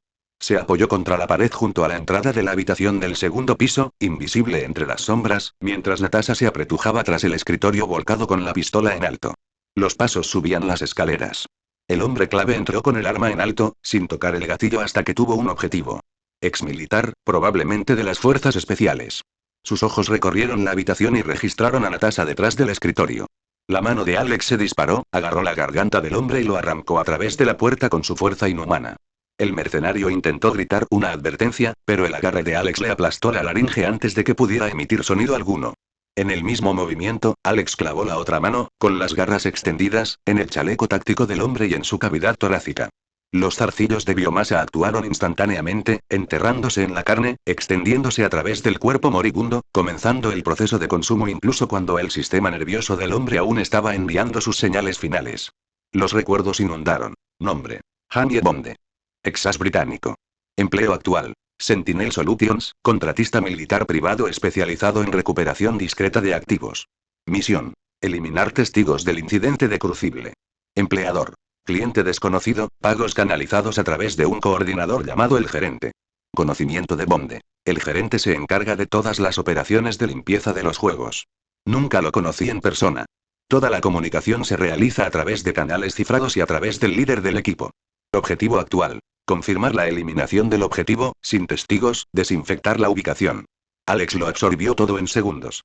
El segundo mercenario ya estaba reaccionando, y su entrenamiento se activó al ver a su hombre clave siendo arrastrado por la puerta. Contacto. Contacto. Hombre caído. Alex soltó el cadáver que se estaba disolviendo y se lanzó hacia la puerta. El segundo mercenario disparó, una ráfaga de 3 balas, en el centro de la masa. Las balas atravesaron la camisa de Alex e impactaron en su torso reforzado con biomasa, deformándose contra el denso tejido que había debajo. Alex ni siquiera disminuyó la velocidad. Su mano con garras se extendió, atrapó el rifle del hombre y se lo arrancó de las manos con tanta fuerza que le dislocó el hombro. El mercenario gritó e intentó desenfundar su arma. La otra mano de Alex se disparó hacia adelante, sus dedos se estiraron como lanzas que atravesaron la garganta del hombre y le salieron por la nuca. El grito se apagó al instante. Tras él, el resto del equipo ya se estaba adaptando. Eran profesionales de pies a cabeza. No se dejaron llevar por el pánico al ver morir a sus compañeros. Se dispersaron, buscaron refugio y pasaron al fuego de supresión. El objetivo es un meta hostil. Autorizado a usar fuerza letal. Dispérsense Y. Alex retiró la mano del cuello del mercenario y arrojó el cuerpo hacia atrás contra el tercer hombre, usándolo como proyectil. Un peso muerto de 90 kilos impactó al mercenario, haciéndolo tambalearse. Entonces Alex estaba entre ellos. La escalera se convirtió en un matadero. El tercer mercenario se recuperó rápidamente, levantando su arma incluso cuando la sangre de su compañero empapaba su chaleco táctico. Disparó a quemarropa en la cara de Alex. Las balas atravesaron la mejilla y la mandíbula de Alex, desgarrando la carne. Por una fracción de segundo, el mercenario creyó haber acertado el tiro mortal. Entonces las heridas se sellaron, y la biomasa fluyó como agua para reparar el daño en tiempo real. El rostro de Alex se reformó, sanó por completo, y su expresión permaneció inalterada desde el comienzo de la pelea. Oh, mierda, fue todo lo que el mercenario logró decir antes de que la mano de Alex saliera disparada y agarrara la cabeza del hombre. Luego lo retorció con tanta fuerza que le rompió el cuello como si fuera leña. El cuerpo cayó al suelo. El cuarto tipo tenía mejores instintos de supervivencia. Vio a 3 compañeros muertos en menos de 15 segundos, previó la curación imposible y tomó la inteligente decisión de retirarse y reagruparse en lugar de morir inútilmente. Retrocedan. Retrocedan. Necesitamos armas pesadas. Se giró para bajar corriendo las escaleras, pero el brazo de Alex se extendió, formando un zarcillo con forma de látigo que se extendió a lo largo de 4,5 metros. Se enroscó alrededor del tobillo del hombre y tiró con fuerza. El hombre cayó, estrellándose con fuerza contra las escaleras metálicas. Su arma se alejó con un ruido metálico. Intentó desenfundar su arma con un brazo y cortar el zarcillo con su cuchillo de combate con la otra mano. Alex retrajo el zarcillo, tirando del hombre que gritaba escaleras arriba como un pescador pescando. Cuando el hombre se acercó lo suficiente, Alex lo agarró por el chaleco táctico y lo estrelló contra la pared con tanta fuerza que rompió el hormigón. ¿Cuántos?, preguntó Alex. JJT, jadeó el hombre.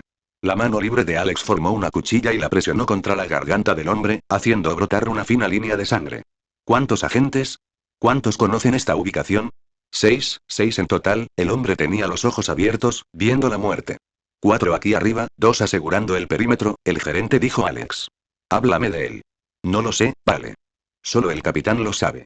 Recibimos contratos por canales encriptados, pagos en criptomonedas, sin rostros ni nombres. Dijo con pánico. Coordina la limpieza de los partidos, eso es todo lo que sé. Por favor, tengo hijos, yo y Alex clavó la espada en el corazón del hombre. La súplica se cortó al instante. Dejó caer el cuerpo y se volvió hacia la habitación donde Natasha lo esperaba. Ella estaba en la puerta, con la pistola aún levantada, pero innecesaria, mirando los cuerpos esparcidos por las escaleras. No eres ninguna broma, quédate aquí. 2 más afuera. Yo me encargo de ellos. Alex dijo simplemente. Se agachó junto a uno de los cuerpos y colocó la mano sobre él. Los tentáculos de biomasa se extendieron, iniciando el proceso de consumo. Esperar, pero Alex ya se movía, saltando la barandilla de la escalera y descendiendo a la planta baja. Se movía por la fábrica como una sombra, dirigiéndose a la salida donde lo esperaban los 2 guardias del perímetro. Afuera, los 2 operadores restantes habían oído disparos y gritos. Habían tomado posiciones defensivas detrás de sus vehículos, apuntando con sus armas a la entrada de la fábrica, esperando a que saliera su equipo. Alex podía escuchar su charla de radio a través de una audición mejorada. ¿Me copias? Todas las unidades, respondan. ¿Cuál es su estado? Mierda, tenemos que pedir refuerzos. Alex salió por una ventana lateral en lugar de por la entrada principal, dando vueltas tras su posición. Para cuando se dieron cuenta de que no entraba por la puerta, ya era demasiado tarde. El primer hombre murió sin ver que lo mató. La garra de Alex atravesándole la nuca y el tronco encefálico. Muerte instantánea. El segundo hombre giró, levantó su rifle y disparó salvajemente. Alex movió más rápido de lo que los reflejos humanos podían captar, acortando la distancia en un instante. Su mano atrapó el cañón del rifle, lo aplastó como si fuera papel de aluminio, luego agarró al hombre por el cuello y lo levantó del suelo. El gerente dijo a Alex. ¿Dónde está el teléfono para contactarlo? El rostro del hombre se estaba poniendo morado. Señaló débilmente su chaleco táctico. Bolsillo, Alex encontró el teléfono. Un teléfono desechable, con un cifrado completo. Soltó la garganta del hombre lo justo para que pudiera respirar. Desbloquéalo. Con dedos temblorosos, introdujo el código. El teléfono se desbloqueó, mostrando un solo contacto. Cliente. Llámalo, ordenó Alex. Él sabrá que algo anda mal. Las garras de Alex presionaron la garganta del hombre. Llámalo. El hombre, al no ver otra opción, pulsó el botón de marcar. El teléfono sonó 2 veces antes de conectar. No había vídeo, solo audio. Infieme. La voz estaba procesada, distorsionada, imposible de identificar. El hombre abrió la boca para hablar. Alex se apretó, aplastando la garganta del hombre por completo y consumiéndolo. Alex atrapó el teléfono al caer, llevándoselo a la oreja. ¿Estado? La voz del gerente sonó impaciente. Alex moduló su propia voz, manipulando sus cuerdas vocales para aproximarse al acento y tono del muerto. No perfecto, pero bastante parecido a través de una conexión cifrada. Objetivo neutralizado. Edificio desinfectado. Sin testigos. Una pausa. Alex pudo oír un cálculo en ese silencio. El gerente evaluando el informe y comprobando cualquier anomalía. Código de confirmación, dijo el gerente. Alex respondió, recurriendo a los recuerdos que había consumido de uno de los que había matado antes. El capitán del escuadrón. Tango 7 Víctor 9. Otra pausa. Esta vez más larga. Luego. Aceptable. ¿Ya está atado el cabo suelto? Confirmado, dijo Alex, manteniendo la voz. Objetivo y cualquier evidencia eliminados. Bien. La tensión en la voz del gerente se alivió ligeramente. Ha habido un cambio de planes. Seguimos adelante con la idea de que el sitio principal está comprometido. Trasladaremos las operaciones a la ubicación secundaria por razones de seguridad. Estaré allí personalmente para informar al equipo sobre los próximos partidos. Una oportunidad. Acceso directo a la persona que coordina estos juegos de muerte. Alex pensó. ¿Dónde? Las coordenadas están llegando. Estén allí en 2 horas. Y traigan al equipo. Esta sesión informativa es para todos los operadores superiores. El teléfono sonó mientras se transferían los datos. No lleguen tarde. Los clientes están impacientes por el próximo crucible, y necesito asegurarme de que tengamos la seguridad adecuada para la fase de configuración. Entendido, dijo Alex. Una cosa más, añadió el gerente, con la voz cada vez más dura. Si descubro que me mientes sobre la limpieza, si ese testigo sigue vivo y hablando, me aseguraré de que tu muerte haga que el crisol parezca misericordioso. ¿Entendido?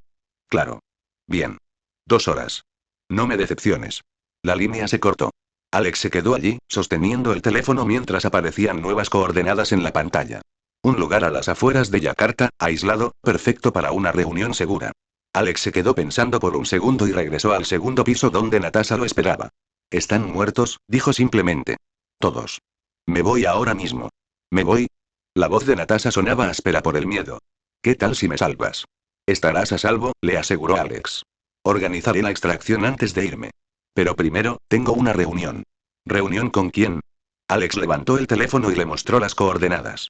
El gerente. El que ha estado coordinando a tus cazadores. Él es quien dirige los juegos. Los ojos de Natasha se abrieron de par en par. Sé que tienes poderes, pero, eso es suicidio. Si este tipo es tan importante como dices, entonces ese lugar estará a reventar de guardias de seguridad, lo sé, dijo Alex. Capítulo 103. El círculo se reúne. Este capítulo es bastante largo. Capítulo 103. El círculo se reúne. La suite presidencial del Elysium Resort tenía una vista que las revistas de viajes habrían matado por fotografiar, si hubieran sabido que existía. Las aguas cristalinas se extendían infinitas hacia el horizonte, interrumpidas solo por la oscura isla selvática a 3 kilómetros de distancia. Esa isla no aparecía en ninguna carta marítima, no existía en ningún corredor de vuelo y funcionaba bajo la protección de 6 agencias de inteligencia nacionales diferentes a las que se les había pagado excepcionalmente bien para garantizar que permaneciera invisible. Dentro del salón principal de la suite, 8 figuras ocupaban el espacio. Cada una llevaba una máscara de animal, piezas exquisitamente elaboradas que habían costado más de lo que la mayoría de la gente ganaba en un año. La máscara de lobo de un elegante color negro con detalles plateados pertenecía a Silas Tate, fundador y director ejecutivo de Tate Tech Industries. Su empresa fabricaba el 60% de la infraestructura de vigilancia de Estados Unidos. La máscara estaba orientada hacia el bar, donde una mujer con una máscara de zorro preparaba bebidas. Miranda, cariño, ¿viste a las gemelas venezolanas en espera? Esta vez tenemos un par de gemelos idénticos. Tengo 5 millones de personas que dicen que se vuelven unos contra otros en la primera hora. La zorra, Miranda Lockhart, una solucionadora de problemas políticos cuya lista de clientes incluía senadores, dictadores y alguna que otra fundación de superhéroes, se rió mientras servía whisky añejo en vasos de cristal. Silas, eres predecible. Los lazos familiares siempre duran más de lo que crees. Apuesto 7 millones a que llegarán juntos a la fase de cocodrilo. La traición siempre es más dulce cuando los has visto luchar por protegerse primero. Dios mío, Miranda, eres más oscura que yo. Esto lo decía la máscara de hiena. Thomas Cord, sin parentesco con Ted Cord, aunque había gastado millones en abogados para asegurarse de que la gente hiciera esa asociación. Su empresa tecnológica, Cord Innovations, suministraba armas no letales a departamentos de policía de todo el mundo. Armas que, en sus instalaciones de prueba privadas, habían demostrado ser bastante letales cuando él quería que lo fueran. Aunque supongo que por eso te queremos. La máscara de la serpiente de jade tallado que debía de pesar 1 kilo giró hacia ellos. La doctora Elena Ase, la ejecutiva farmacéutica más prominente de Nueva York y fundadora de Ase Corps. Los gemelos son irrelevantes. Me interesa más el luchador de jaula que trajeron de Budapest. ¿Viste su expediente? 17 asesinatos autorizados en circuitos clandestinos. La gente del gerente tuvo que usar tranquilizantes para elefantes para transportarlo. Eso sí que es interesante. La máscara de araña de obsidiana pulida con marcas rojas se inclinó hacia adelante. Cole Bishop dirigía Bishop Defense Solutions, la tercera empresa militar privada más grande de Estados Unidos. Sus empresas entrenaban soldados, suministraban armas y, ocasionalmente, asesoraban sobre cambios de régimen que resultaban rentables. Un caza podría causarle problemas a Croc. ¿Recuerdas la temporada 4? Ese agente de los Spetsnaz duró casi 3 días. 2 días y 19 horas, corrigió la máscara de buitre, de bronce desgastado y pico cruel. Víctor Sterling, gestor de fondos de cobertura cuyas manipulaciones financieras habían provocado 3 crisis inmobiliarias distintas en países en desarrollo. Nunca olvidaba un número, sobre todo cuando había dinero de por medio. Y sobrevivió escondiéndose, no luchando. Krog lo encontró en ese sistema de cuevas y griega. Bueno. Sterling emitió un crujido húmedo con la boca. Eso fue buena televisión. La máscara de rata cerámica gris con orejas rosas y dientes prominentes se balanceaba con entusiasmo. Chen Wei, magnate naviero cuyos buques portacontenedores transportaban el 60% de la carga del sudeste asiático. También transportaba tráfico humano, envíos de órganos y animales exóticos, aunque esos manifiestos nunca aparecieron en los registros oficiales. La mejor temporada hasta ahora. Aunque personalmente, preferí el final de la 5ª temporada. La maestra que llegó a la segunda final y luego se dio cuenta de que el otro superviviente era el asesino de su hija. El reconocimiento en sus ojos antes de estallar. ¿Cómo lo llaman los jóvenes hoy en día? Ah, sí, lo pillo. Cine absoluto. Asintió la máscara de cuervo negra mate con plumas de cuervo reales en los bordes mientras imitaba el meme con las manos. Thomas Blackwood, promotor inmobiliario que desplazó a 4.000 familias solo en Brooklyn mediante la adquisición estratégica de propiedades y un incendio provocado en el momento oportuno. El gerente realmente se superó con esa selección. El arco narrativo fue perfecto. Silas Tate llevó su bebida a la ventana panorámica, contemplando la lejana isla selvática. Son las narrativas las que lo hacen arte, ¿no? Cualquier sádico puede ver morir a la gente. Somos entendidos. Apreciamos la composición, el desarrollo de los personajes, sobre todo la resonancia temática. Escúchate, rió Miranda, uniéndose a él en la ventana. Suena como si estuvieras reseñando algún tipo de ópera y no un deporte de la muerte. No es así. Tate se volvió hacia la habitación. Hay mucho en juego. Las actuaciones son improvisadas. Las emociones son absolutamente genuinas. Ningún actor puede replicar lo que vemos cuando alguien se da cuenta de que va a morir, de que no hay escapatoria, ni rescate, ni salvación de último minuto. Es momento de comprensión pura, es trascendental. Elena se dejó su vaso con un clic. Trascendente. Sí. Aunque prefiero la perspectiva médica. ¿Sabes qué le sucede al cuerpo humano bajo ese nivel de terror constante? El sistema suprarrenal se desborda, la respuesta inmunitaria colapsa, la función cognitiva se deteriora. Literalmente empiezan a morir antes de que comience el trauma físico. Es fascinante. ¿Lo reducirías a la biología?, dijo Thomas Cord, aunque su máscara de hiena pareció sonreír aún más. ¿Y qué hay de la psicología? ¿La teoría de juegos? Verlos formar alianzas, negociar, traicionar. Es todo lo que hace interesantes a los humanos, reducido a pura supervivencia. Cole Bishop negó con la cabeza. Les están dando demasiadas vueltas. Me gusta verlos morir. Me gusta la creatividad que inspira la violencia al desmantelar la civilización. Esa es la belleza. Vemos lo que los humanos realmente son cuando eliminamos las mentiras cómodas. Hablas como un verdadero contratista, dijo Víctor Sterling con sequedad. Sin filosofía, solo brutalidad pura. Es refrescante, de verdad. Al diablo con la filosofía, dijo Bishop alegremente. Ya tuve suficiente filosofía de mis profesores de Yale. Esto es mejor que cualquier lección sobre la naturaleza humana. Chen Wei corrió hacia la barra para pedir otra bebida. Hablando de observación, ¿alguien analizó los datos de la temporada pasada? El gerente me envió el desglose estadístico completo. La correlación entre el tiempo de supervivencia y el historial de traumas previos fue notable. Las víctimas de abuso duraron un 37% más en promedio. Porque ya están destrozados, dijo Elena con naturalidad. Han conocido la impotencia y ya han aprendido a soportar. Eso los hace a la vez más resilientes y menos propensos a arriesgarse a actuar agresivamente. Se esconden mejor porque se han escondido toda la vida. Dios mío, qué horror, dijo Miranda, aunque estaba sonriendo. Todo esto es sombrío, cariño, dijo Thomas Blackwood, estirándose en su silla. Su máscara de cuervo se giró hacia cada uno de ellos. Ese es precisamente el punto. Todos hemos amasado fortunas con el sufrimiento humano. Desahucios, ejecuciones hipotecarias, quiebras médicas, venta de armas, lo que sea. Esto es simplemente, más honesto. Más íntimo. Íntimo, repitió Silas Tate, saboreando la palabra. Me gusta. No estamos ajenos a este sufrimiento. Estamos presentes. Lo presenciamos. Lo honramos con nuestra atención. Lo honras con tu billetera, dijo Víctor Sterling. No nos pongamos filosóficos, Silas. Es degenerado y lo sabemos. Por eso es emocionante. $50 millones esta temporada, dijo Chen Wei. El mayor hasta la fecha. Solo las transferencias de criptomonedas requirieron 3 empresas fantasma para ocultarlas. Vale la pena cualquier complicación, dijo Cole Bishop. Aunque tengo curiosidad por la distribución. 24 concursantes esta temporada, ¿verdad? Eso es el doble que en la 6ª temporada. El gerente prometió variedad, explicó Miranda. Diferentes rangos de edad, nacionalidades, complexiones. Sinceramente, es una mejor experiencia visual y más opciones de apuestas. Puedes apostar a prácticamente cualquier variable. Primera muerte, última muerte, método de muerte, si se matan entre sí o si Croc hace el trabajo. Tengo una apuesta con múltiples variables, dijo Thomas Cort con orgullo.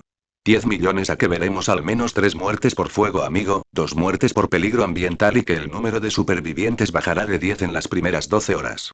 Eso es optimista, dijo Elena Ase. Históricamente, las primeras 12 horas son más psicológicas que letales. Todavía están procesando la situación y esperando ser rescatados. No este grupo, replicó Cort. Los criterios de selección del gerente han evolucionado. No son víctimas al azar. Hemos mezclado a bastantes personas con antecedentes violentos. Exsoldados, criminales, combatientes. Su violencia se intensificará más rápido porque entienden la violencia como el primer recurso, no el último.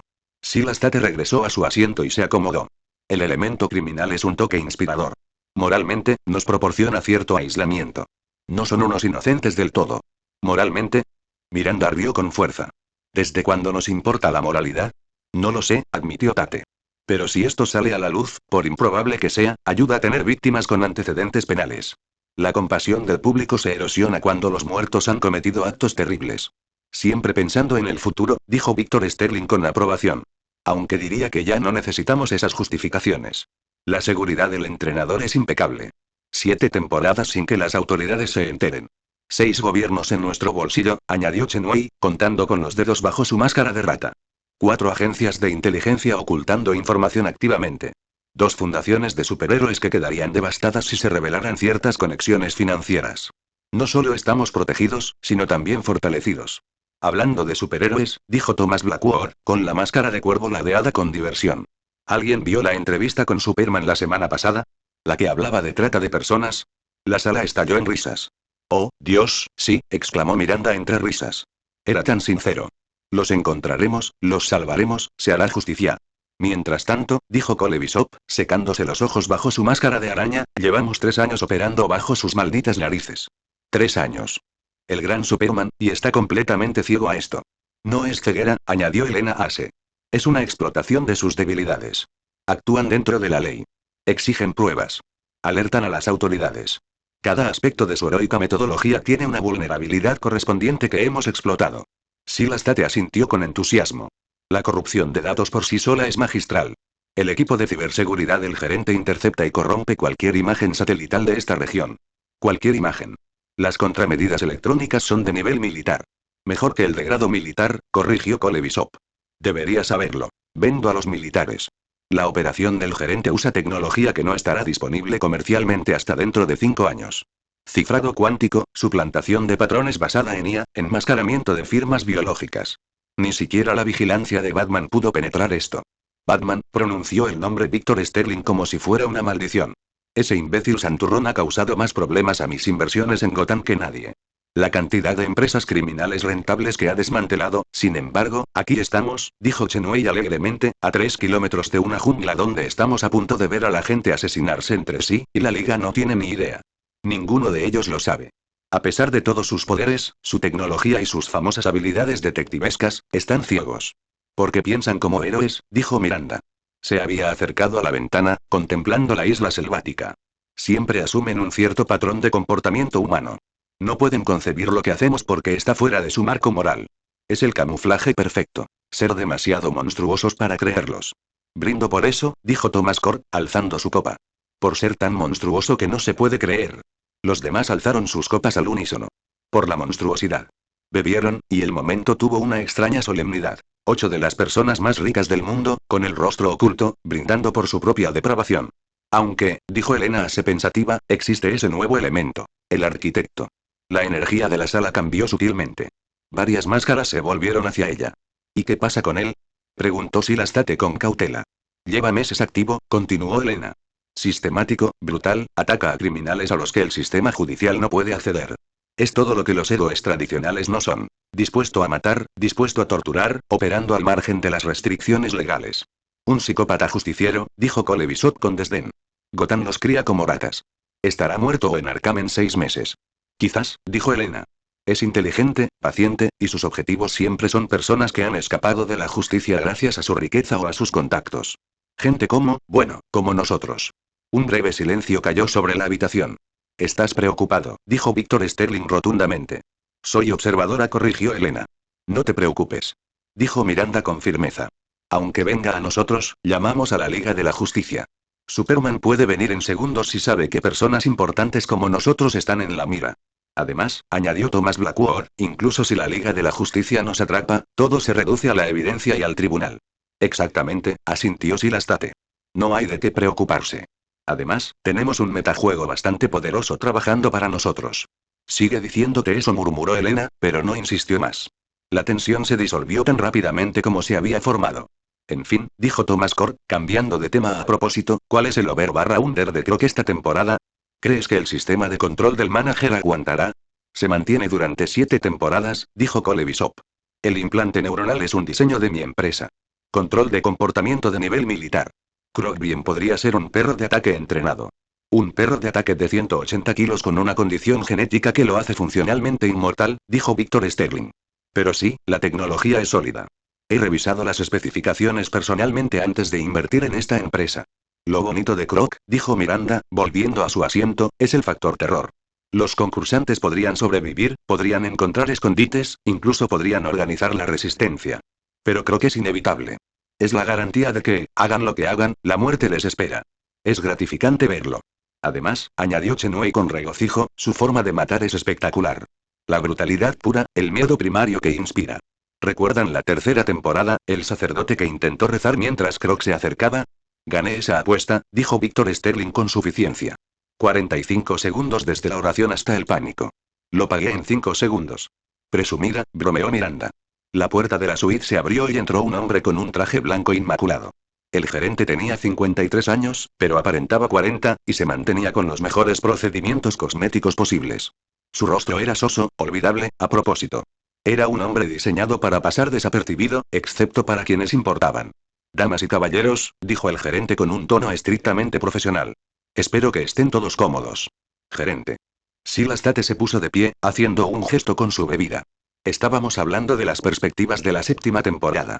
Excelente selección de concursantes este año. Gracias, dijo el entrenador, inclinando ligeramente la cabeza. Les prometo que esta temporada será la mejor que hayan visto jamás.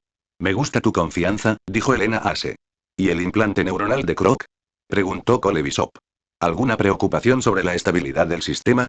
Ninguno en absoluto, le aseguró el gerente. Hemos realizado diagnósticos continuos desde su último despliegue. El implante funciona a pleno rendimiento. Croc permanece completamente bajo nuestro control. Supresión total del razonamiento superior, aumento de la agresividad y verificación del sistema de respuesta al dolor. Funcionará exactamente como se programó. Música para mis oídos, dijo Thomas Cord. Tengo una fortuna en juego con su número de muertes. El gerente sonrió levemente. Estoy seguro de que encontrarán un retorno de la inversión satisfactorio. En cuanto al cronograma, el lanzamiento se realizará en aproximadamente 48 horas, al atardecer, hora local. La iluminación a esa hora proporciona una cobertura óptima de las cámaras y, al mismo tiempo, da a los concursantes suficiente visibilidad para tomar decisiones iniciales. Tendremos cobertura audiovisual completa desde 47 posiciones de cámara, incluyendo infrarrojos para operaciones nocturnas y unidades submarinas para las zonas costeras.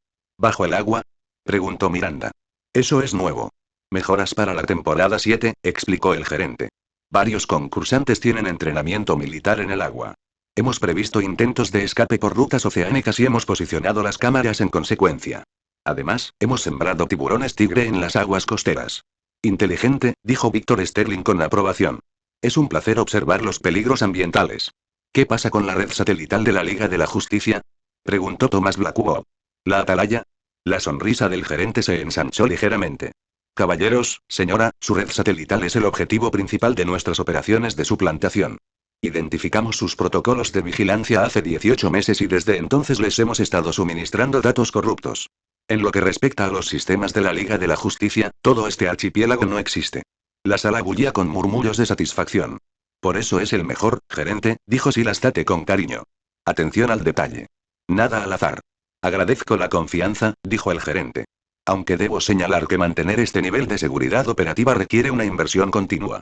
Tan solo el mantenimiento de los sistemas de cifrado cuántico cuesta 3 millones al trimestre. Valió cada centavo, dijo Chenway de inmediato. Hemos recuperado 10 veces nuestra inversión en las últimas 3 temporadas. En efecto, asintió el gerente. Solo los ingresos por streaming de la Dark Web han superado las proyecciones en un 40%. Tenemos suscriptores en 67 países, todos pagando tarifas premium por acceso exclusivo. La 7ª temporada ya ha generado 43 millones en ingresos por apuestas anticipadas. Dios mío, silbó Cole Bishop. Ya casi se acabó el bote.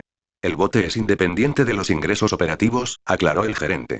Su bote de 50 millones se financia con cuotas de participación y fondos de apuestas adicionales. Los ingresos por streaming financian las operaciones y mi comisión de gestión. Y te ganas cada centavo, dijo Miranda con sinceridad. Esta operación es impecable, gerente. Realmente impresionante. El gerente inclinó la cabeza nuevamente, aceptando el cumplido. Solo les facilito la visión. Ahora, tendré que retirarme enseguida. Tengo una reunión programada con mi equipo de seguridad para coordinar los preparativos finales. Ahora, ¿necesita algo más antes de que me ocupe de los preparativos finales? El chef ha preparado un menú degustación para esta noche. Carne de Kobe, atún rojo y trufa blanca de alba. También he organizado el entretenimiento si lo desea. Tenemos un cuarteto de artistas del bolso y contratados. Todo a su debido tiempo, dijo Silas Tate. Por ahora, nos conformamos con anticipar el evento principal. Como desee, dijo el gerente. El bar está completamente abastecido y el personal está disponible para cualquier solicitud. Regresaré antes del lanzamiento para brindarles la información final y asegurarme de que su experiencia visual sea óptima. La sala de control está equipada con terminales de apuestas individuales y transmisiones de audio directas desde la jungla. Tendrán control total sobre las transmisiones de cámara que priorizan. ¿Piensas en todo?, dijo Thomas Cord con admiración. Es mi función, dijo el gerente simplemente. Damas y caballeros, disfruten de su tarde. Los veo poco antes del atardecer. Esta será una temporada inolvidable. Se giró bruscamente y salió de la suite, dejando a las 8 figuras enmascaradas con su tarde de anticipación. Al cerrarse la puerta, Silas Tate volvió a alzar su copa. Por la 7ª temporada. Por la temporada 7, repitieron los demás. Fuera de la suite, el gerente caminaba por los elegantes pasillos del resort. Su mente ya estaba compartimentando tareas. Información al equipo de seguridad, protocolos de preparación de los concursantes, verificación del sistema de cámaras, confirmación del horario del barco. Pasó junto al personal del resort, quienes le hicieron una leve reverencia al pasar, con la mirada cuidadosamente apartada. Sabían que era mejor no mirar directamente al señor gerente. El último empleado que había mostrado demasiada curiosidad había desaparecido silenciosamente. Su familia le dijo que había aceptado un generoso paquete de indemnización y se había mudado al extranjero. No olvides que lo escuchaste en Labios, el devorador de mundos.